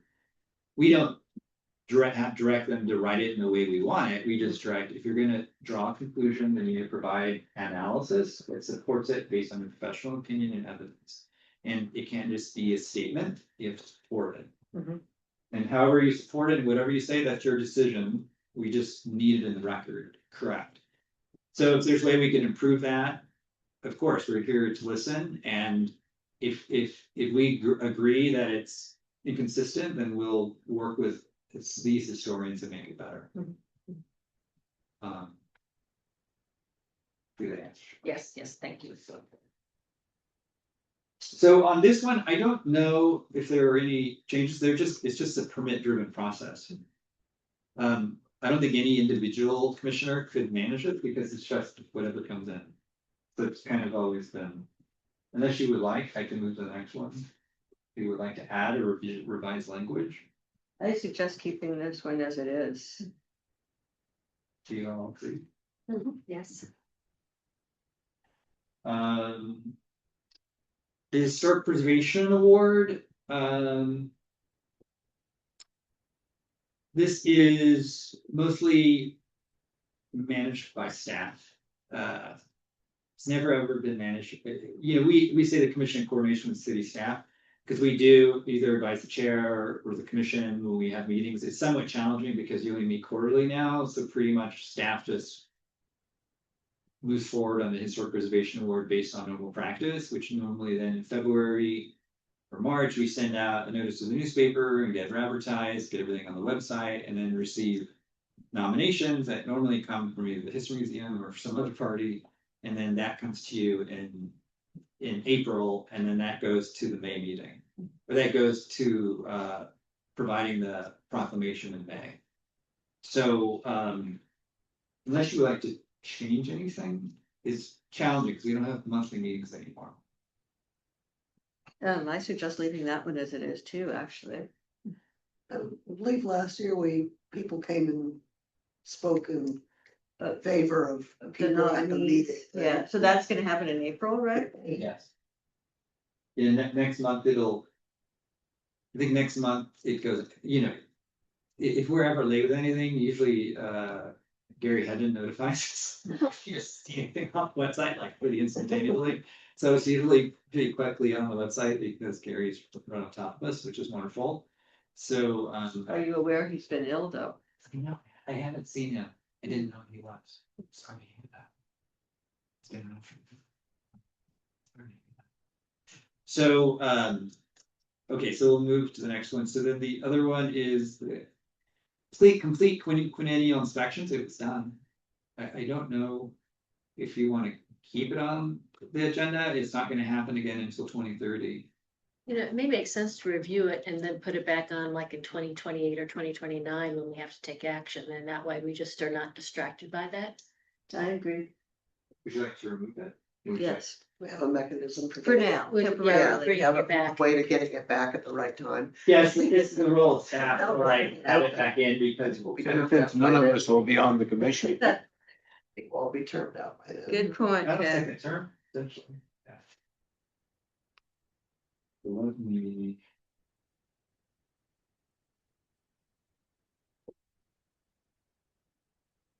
Okay, so then. The next one is maintain compliance with certified local government status, complete certified local government report. It says April each year, that's not true, that is January each year, so. I'd recommend changing that to January each year. It's not April. All the other language has been kind of carried over. The responsibility is to commission in coordination with city staff. Staff prepares this usually in December, and then we present it to you in January with comments and revisions, which will make all those revisions for this year. Since we're a CLG city, we're obligated to do this, so we can. Is there any changes you propose? Just change it to January. Yes, I did modify it already. I'm trying to work on it while we're talking to a limited way. Foster partnership with the Los Altos History Museum. This has continued since COVID. We have not had the joint summer meeting. In the past, we used to hold an annual joint meeting with the museum board of directors. It was merely an opportunity to partner with the museum on education outreach, and generally during that meeting, each board would have their own agenda items. It's not like a combined meeting. It's the historical commission has their meeting and the board has their meeting. They're not combined both. They have to act separately and independently on their actions they need to take. Generally, their board doesn't hold any agenda items. They're just there. And then if there are any agenda items, it's held there. And then it's an opportunity afterwards to tour the history museum, have appetizers and drinks and to visit and to learn more about the history museum. And it's a way to connect between the two bodies, which hasn't happened in a number of years. We've requested to have it, but I've been advised not to schedule it. And so every year, we keep this on here because every year I go to the director and request to schedule it. Maybe try again. And I will try again this year to get it scheduled. And we have a different director, so if I get it scheduled, then I'll get it scheduled. And if there are concerns, hopefully we can work through those concerns so we can schedule it. Because I found it was very helpful. Because the commissioners have never worked, most of you have volunteered at this museum and you have an intimate relationship with them, but some of them don't. It's a good way to get introduced to them.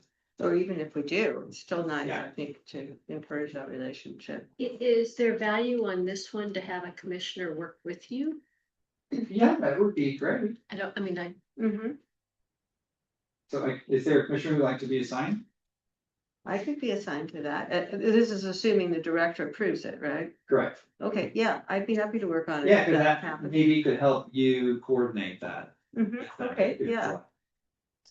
Okay. Okay, that's great. Okay, I will add that. And then the last one is advocate for good stewardship of city-owned historic properties, evaluate the current status of city-owned historic properties, no due date, the goals implemented year-round. So there was a comment about doing your inventory update. So my understanding that there's many times limited bandwidth. We are going through a general plan update. It's going to take multiple years to get through at great expense for the city. This is the central reason why we have this on there is there is going to be an opportunity, I think, for the city to do an inventory update. But staff likely at the moment doesn't have capacity because we are in the midst of a citywide general plan update, which is going to include an update to the element in regards to historic preservation. So there is a separate element that at a later point will come back to you in regards to the policies and goals for historic preservation, which is incorporated into the design element. There's a design and historic preservation element within the general plan. There'll be an update to the overall general plan, and when the element that's applicable to you is proposed, generally that will come back to the commission for consideration. That is many years away because the process is a multi-year process. And this can be a conversation with the council about what their position is. You're gonna have a conversation with them and you need to discuss what your priorities are. And if you're interested in having this expanded in some way, I think it would be important to have a conversation with them about whether there's an opportunity to do an inventory update. It's, in effect, if it's less staff, the commission driving it, it's the council and budget that's going to drive funding and inventory update. So is the inventory update though, is that a separate item or is it a set of the city-owned? So this one is advocate for stewardship of city-owned historic properties. That's one thing. A review, Oh, and sorry, it's a different topic. It's a different topic. Yeah. Yeah, I think, I'm sorry, I think I misspoke. So this is in regards to the Halsey House and other city-owned properties. For example, the police station. The police station isn't, well, it's city-owned historic properties, which are few. Halsey House is the prime example. That's usually what's primarily on everybody's mind for the city. There is the engineering division is managing, I think, the capital project for the Halsey House. There's an environmental document that's being prepared. I don't know much or anything about it. That'll be coming forward at some point, so they are working on that. This was driven by the Historic Commission's intimate involvement with the Halsey House. The commission was the one that pursued grant funding for the historic structures report when there wasn't all those eyes on the Halsey House. And I think as a direct result of the commission's involvement in trying to bring awareness to the Halsey House, Then the Park and Rec department got involved, and the Park and Rec Commission, and we had a joint meeting with Park and Rec. And it kind of got the ball rolling with the administration and with council to try to do something with that property, either to maintain it or to demolish it. I don't know the direction it's taking on that. But this is the primary reason why this had existed. If this wants to be expanded beyond that, then that's your prerogative. It would generally have an assigned commissioner. And we would just need a commissioner to be assigned. And if you want to change language in some way, just tell me what language you would want. Well, other than Halsey House, what city-owned historic properties would we be concerned with? Would the Redwood Grove fall into that? Well, Redwood Grove is with the Halsey House. Oh, okay, so it's considered the same. Yeah, it's Halsey House and Redwood Grove to an Okay. extent, but 2 DPRs and is it two DPR? When did the second one? no, we split it out. And then you have like the San Antonio Club. Yeah, it's And saying. then you have all the historically eligible properties that haven't been designated yet. They're city owned, but they would be historically eligible. So it'd be good to know that the list is. Yeah, Somebody look at. I can always provide that list. I can add that if you'd like. Yeah, I can give an update on the list. List of city of them. I can give that to you. It seemed like there was talk at some point that the whole. City hall building, police station were all part of a like campus that could qualify as being historical.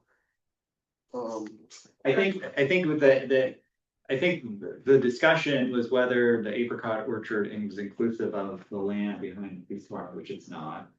The boundaries are defined in the resolution that council passed for it. And it's generally the portion that's along the San Antonio frontage and the area between the old Lacey building, which is now the executive building, and City Hall, between the parking lot and the library, that area. Those are the two areas that define the apricot orchard for the resolution passed by council about a long time ago. And so those trees behind the police department were removed because they were, I think per Jane Packer, they're like substantially decayed and they had all this fungus and other things. They wanted to remove them to avoid transmitting that to other trees within the orchard. So those trees are gone many But months what ago. about the buildings, weren't they designated? I don't know if they've been evaluated. Yeah, I mean, they're over 50 years old. Yeah, so this is from down in San Jose, one of the person that's on my board. Her grandfather was in the Ernest Kumpf architecture, who designed the buildings, and he also designed Foothill. And there's a big Ernest Kumpf envirotexture movement that's going on about indoor outdoor living, and sort of the fact they designed it so that you can see the orchard. And so it all falls in that. Because what city properties do we have and what's historically eligible and identified today? So none on the Civic Center campus, with the exception of the J. Gibbs Smith House and the historic orchard, there are no other historic. I'm wondering. Well, there may be, I think, on the far side of The Nutra House? Yeah, maybe, potentially, yeah. Yeah. We'd have to look, I believe so. But the main city hall building, the Lacey building and the police department are not currently on the inventory. Could they qualify? I have no idea. I'm not a historian. I wouldn't even try to attempt to assume, because I don't know anything about like the history of the property or whether there's an important architectural historian or architect that worked on the buildings. I don't know. I've heard a lot, but I'm not privy to that data to know. It seems like Nutra House might be appropriate. I think it is on the list, and I think the community, Yeah, next door. yeah, that's on the list. Is that the Mariani? Yeah, I don't No, think that's it's not a big. thing, or I Oh, think yeah, it's- yeah. I think there's four, yeah, But San Antonio Club, definitely. correct. Yes. And maybe the American Legion Hall? That's not city owned, but American Legion it was put on the inventory That might be. a year or two ago. Hmm. It was It's that put on the Mills Act, inventory. right? I think they were approved for Mills Act about a year ago. I think they were approved for designation. I don't think they received the Mills Act. I think they just were granted designation to try to save the building. But they It was approved by the city council. Yes, because it was considered a Be demolished. land. What is? Basically, almost. I don't know, that's right. Drake. It was driven because it was. Oh, It wasn't due to the architecture, it was because of events, because the founding of the city, a lot of the initial meetings occurred in that building. Right. So I think that's what drove that. Yes. Okay, so on the advocate for good stewardship, do we want to assign a commissioner? Do you want to change any language? Or would you like it's the commission, overall commission managing that? How would you like to approach that? Would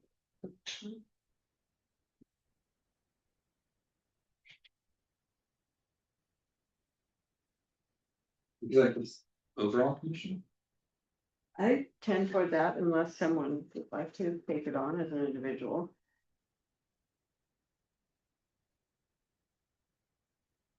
And anytime throughout the year, if there's a work plan item that staff can request updates or information, please ask us, even if it's just to email to me. In the midst between meetings, I can get the information and send it out by blind carbon copy to each of you, so that you guys just kind of stay updated about things. What does it mean when you say evaluate the current status of city-owned properties? Are you evaluating what's on the list? Are you evaluating whether? I know that kind of thing, yeah. I mean, that was the language I think they used before. I don't think anybody's at the moment evaluating. I mean, there was a period in time where the historical commission was involved with evaluating the Halsey House to a limited extent. But then that was taken over as a project by the city administration. So it's not under the purview of development services anymore. No, it's not. We had so many reorganizations. It's with engineering, which I think is no longer under development services. It was for a period of time and now it's out. So it's not even managed by us. Maybe we should delete that then, that it's on there twice, in the second box from the left and then in the last box on the right. What language should I use for that versus evaluate current status?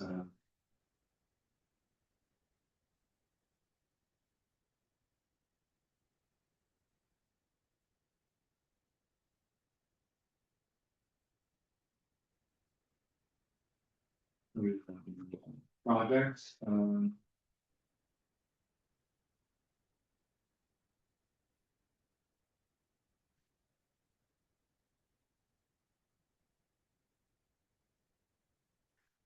mean, you could potentially like, I mean, this is broadly speaking, you can request for updates on an annual basis or something. Yeah, or just like something like stay informed, keep informed. keep informed on city, something like that. Okay. Yeah.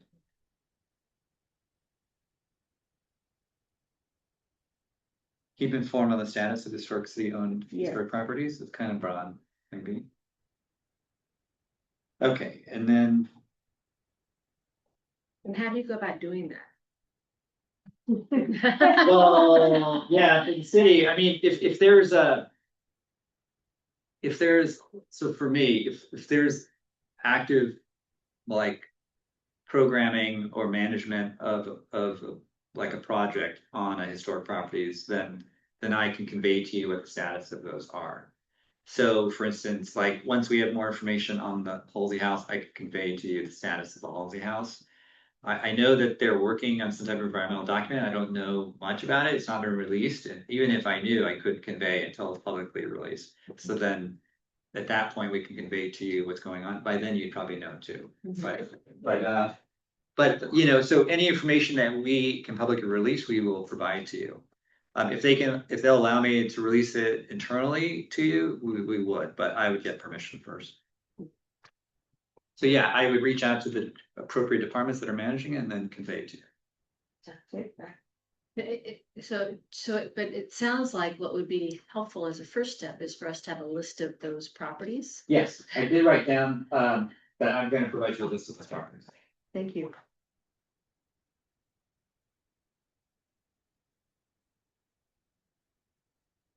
There's let me see.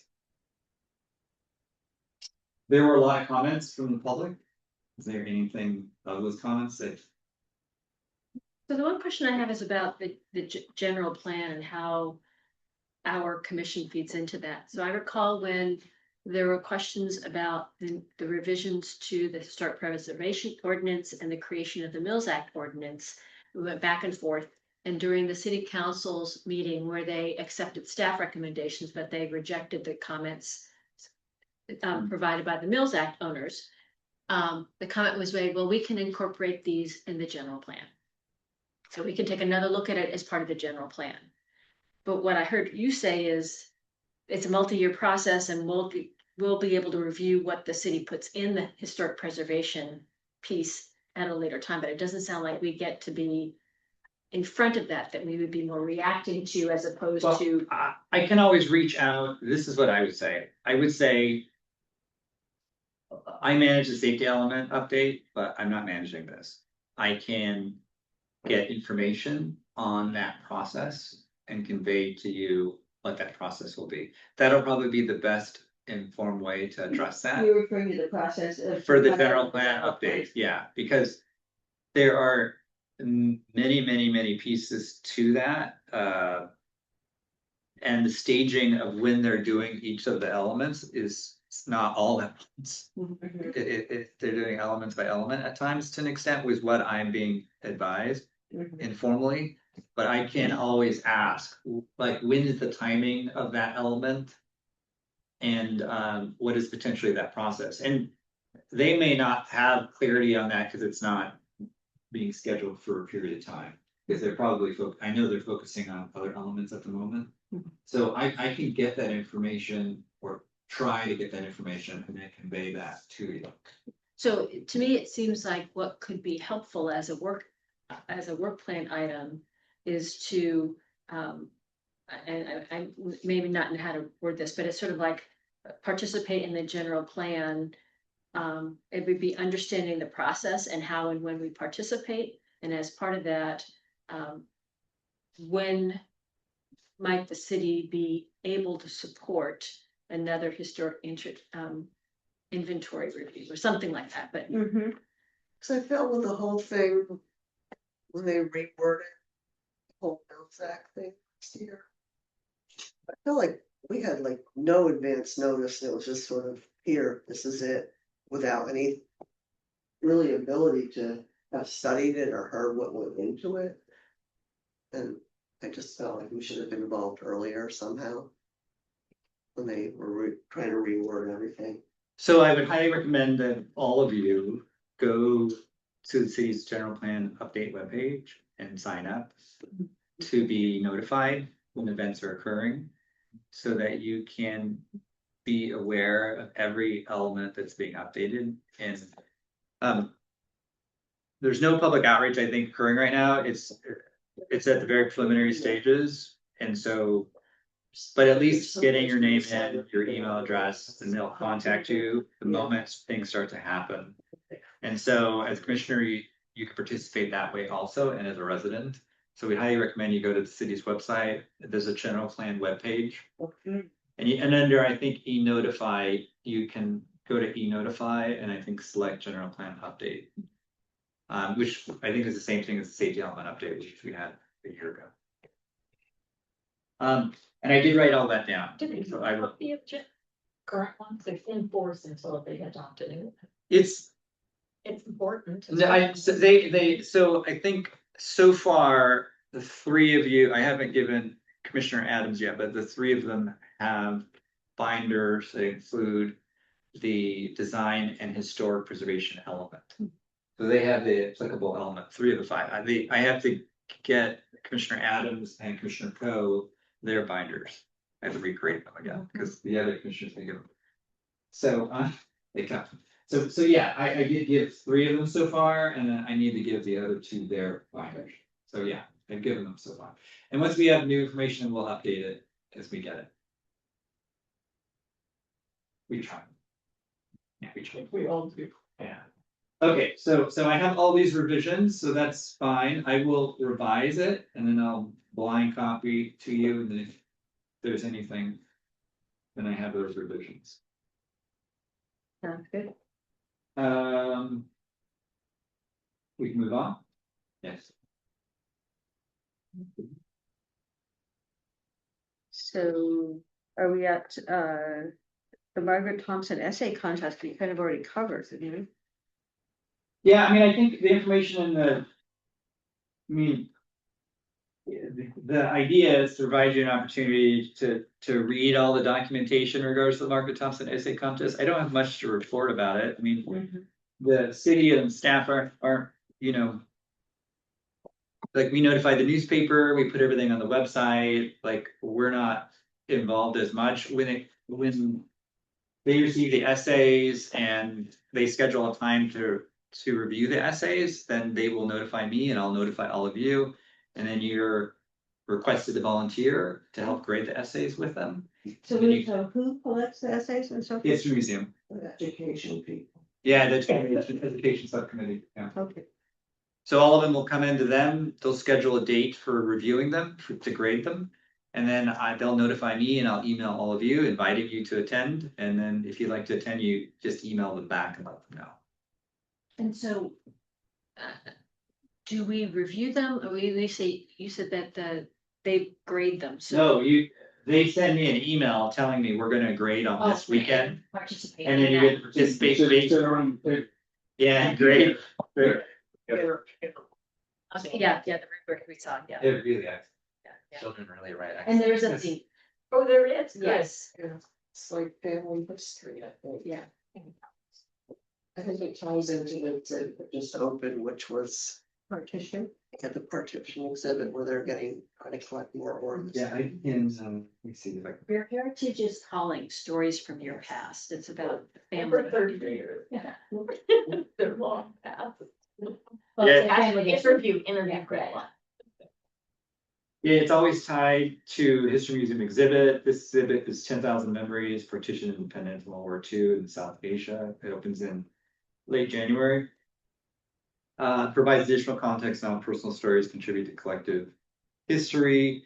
And then the date student essays are due by March 6th. Private schools have till March 10th. Well, no, wait a minute. Private schools have, March 10th. And then I've attached to you, I think, the rubric, the cover story, the writing prompt, and the general instructions for teachers. Sometimes members of the public and the parents follow the historical commission. So when I don't have it on the historical commission website and I don't have it here, they start calling, asking me. So I try to always do this every year because they pay attention and they all participate. I have March 19th on my calendar for the grading. This morning. At 10 a.m., but I don't know if that'll change or not.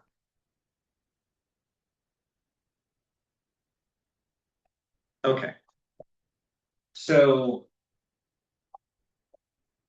I'll give a list of city-owned properties. It says update on status of the general plan element update, understand the process, when and how you can be involved.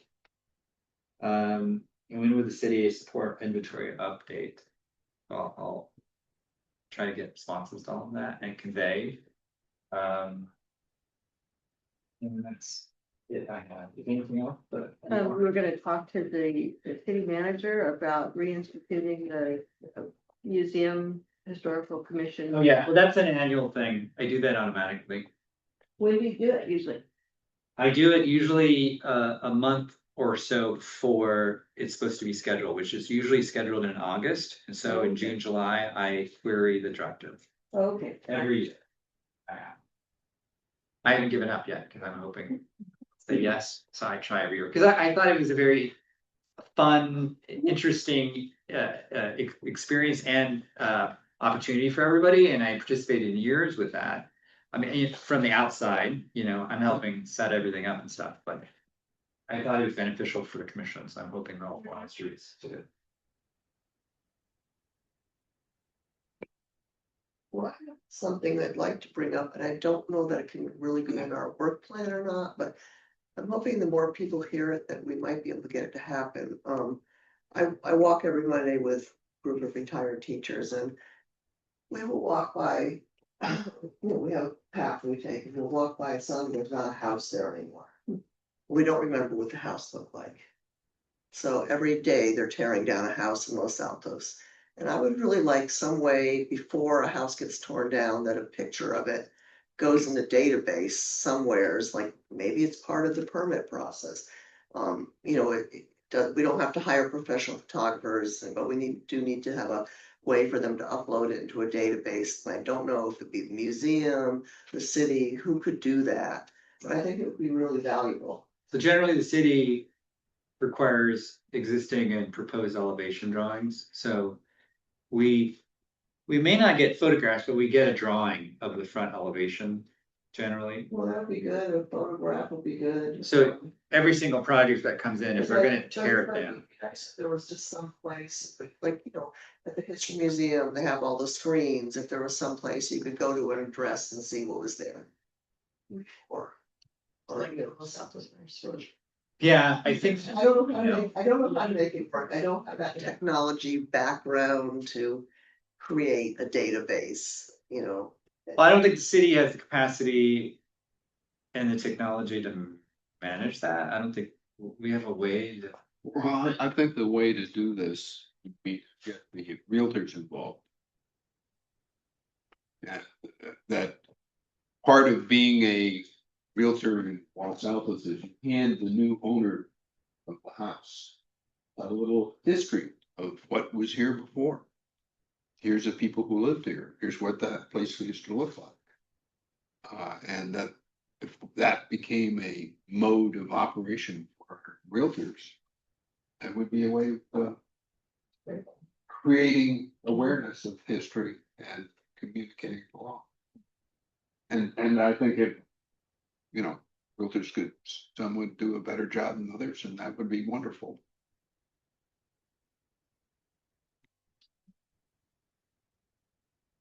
so if anybody has any further thoughts or mechanisms, I'd really like to see it happen. I can discuss it with the History Museum, see if they could, because they're developing an online catalog that will be searchable by the public at some point. And maybe it could be a component of that. I don't know how far along they are in the public portion of their catalog. Yeah, I don't know how the city could help. I know when it comes to historic properties, and I know that when people are proposing demolition of interiors, which happens, we do recommend owners contact the History Museum to allow them to inventory or photograph the interiors before they remove them. And when or potentially allow them to take pieces like mantelpieces or other things if they're going to destroy them. So we do advise homeowners to do that. We recommend that because it allows this museum to create inventory of historic properties even when the interiors are gone. And we've had historic owners do that, like got the interiors, replace it with modern kind of interiors. And so we do that. That's us directing to the History Museum because History Museum is like that. Yeah, there's a whole, volume of houses here that are the late 50s ranch houses or the little cottages, little bungalows that they may not be significantly historic, but they are historic to the city. And it's a point in time of when, when parts of this town were developed. So it would be something to think about. Well, I think that our ridiculously high housing valuation probably makes a more dynamic housing stock than places where the values are less. Therefore, if you're paying multi-millions, if you want, you're going to go ahead and make the place how you want it to be. And if there's no restriction there, that's what you're going to do. So actually our housing stock is much more dynamic than it is in a lot of places. Because as you said, you go along and there was a house here last week and there isn't this. I don't remember what it looked like. Well, there's also Google Maps. I mean, it could be an interesting high school project. Changes. Because apparently that it could change. Oh, yes. Could you take a point in time? Yeah. Like, yeah. So the important thing is if, I guess if we get back, if you want to add that to the work plan, you'd have to create that. If not, For us to maybe think about to maybe add, but. yeah, if not, it would have to be a discussion item. Generally, you can't discuss items listed on the agenda. We don't want to run into that Brown Act issue either. So you're the vice chair, so if you would like me to add something, then you can always ask me, and you guys, we could then place it on the agenda, you guys just have a discussion. And then at least it gives the public the opportunity to speak on the item, because right now it's not agendized. And if you could just let me know or let the chair know, and then we could do it that way. It's easy to just add something, and I don't have any way, they've changed the agenda structure. It used to have an informational item, which was kind of easier, but they want us to use this format now, so I could just add it and you could just. It would be your item and you could just discuss it if you like. If you wanted to develop a report in the past, we used to have commissioners write their own reports. So if you wanted to, it could be whatever you like, if you want to provide a report with information or data or something that would help the other commissioners, you could do that and give it to us and we could put it into the city's format for you. And that could help guide your discussion if you.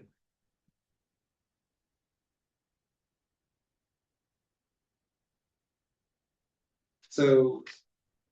Did we want to move on to commissioner reports? Over there. Doesn't do any of us have a report? I don't No. believe that I do. No, I don't. Okay, so next is staff updates, but I think you've already. Yes, I don't have any updates at the moment. I think I've given throughout the meeting. Yeah. Future agenda items, we've talked about the documentation of houses that are demolished.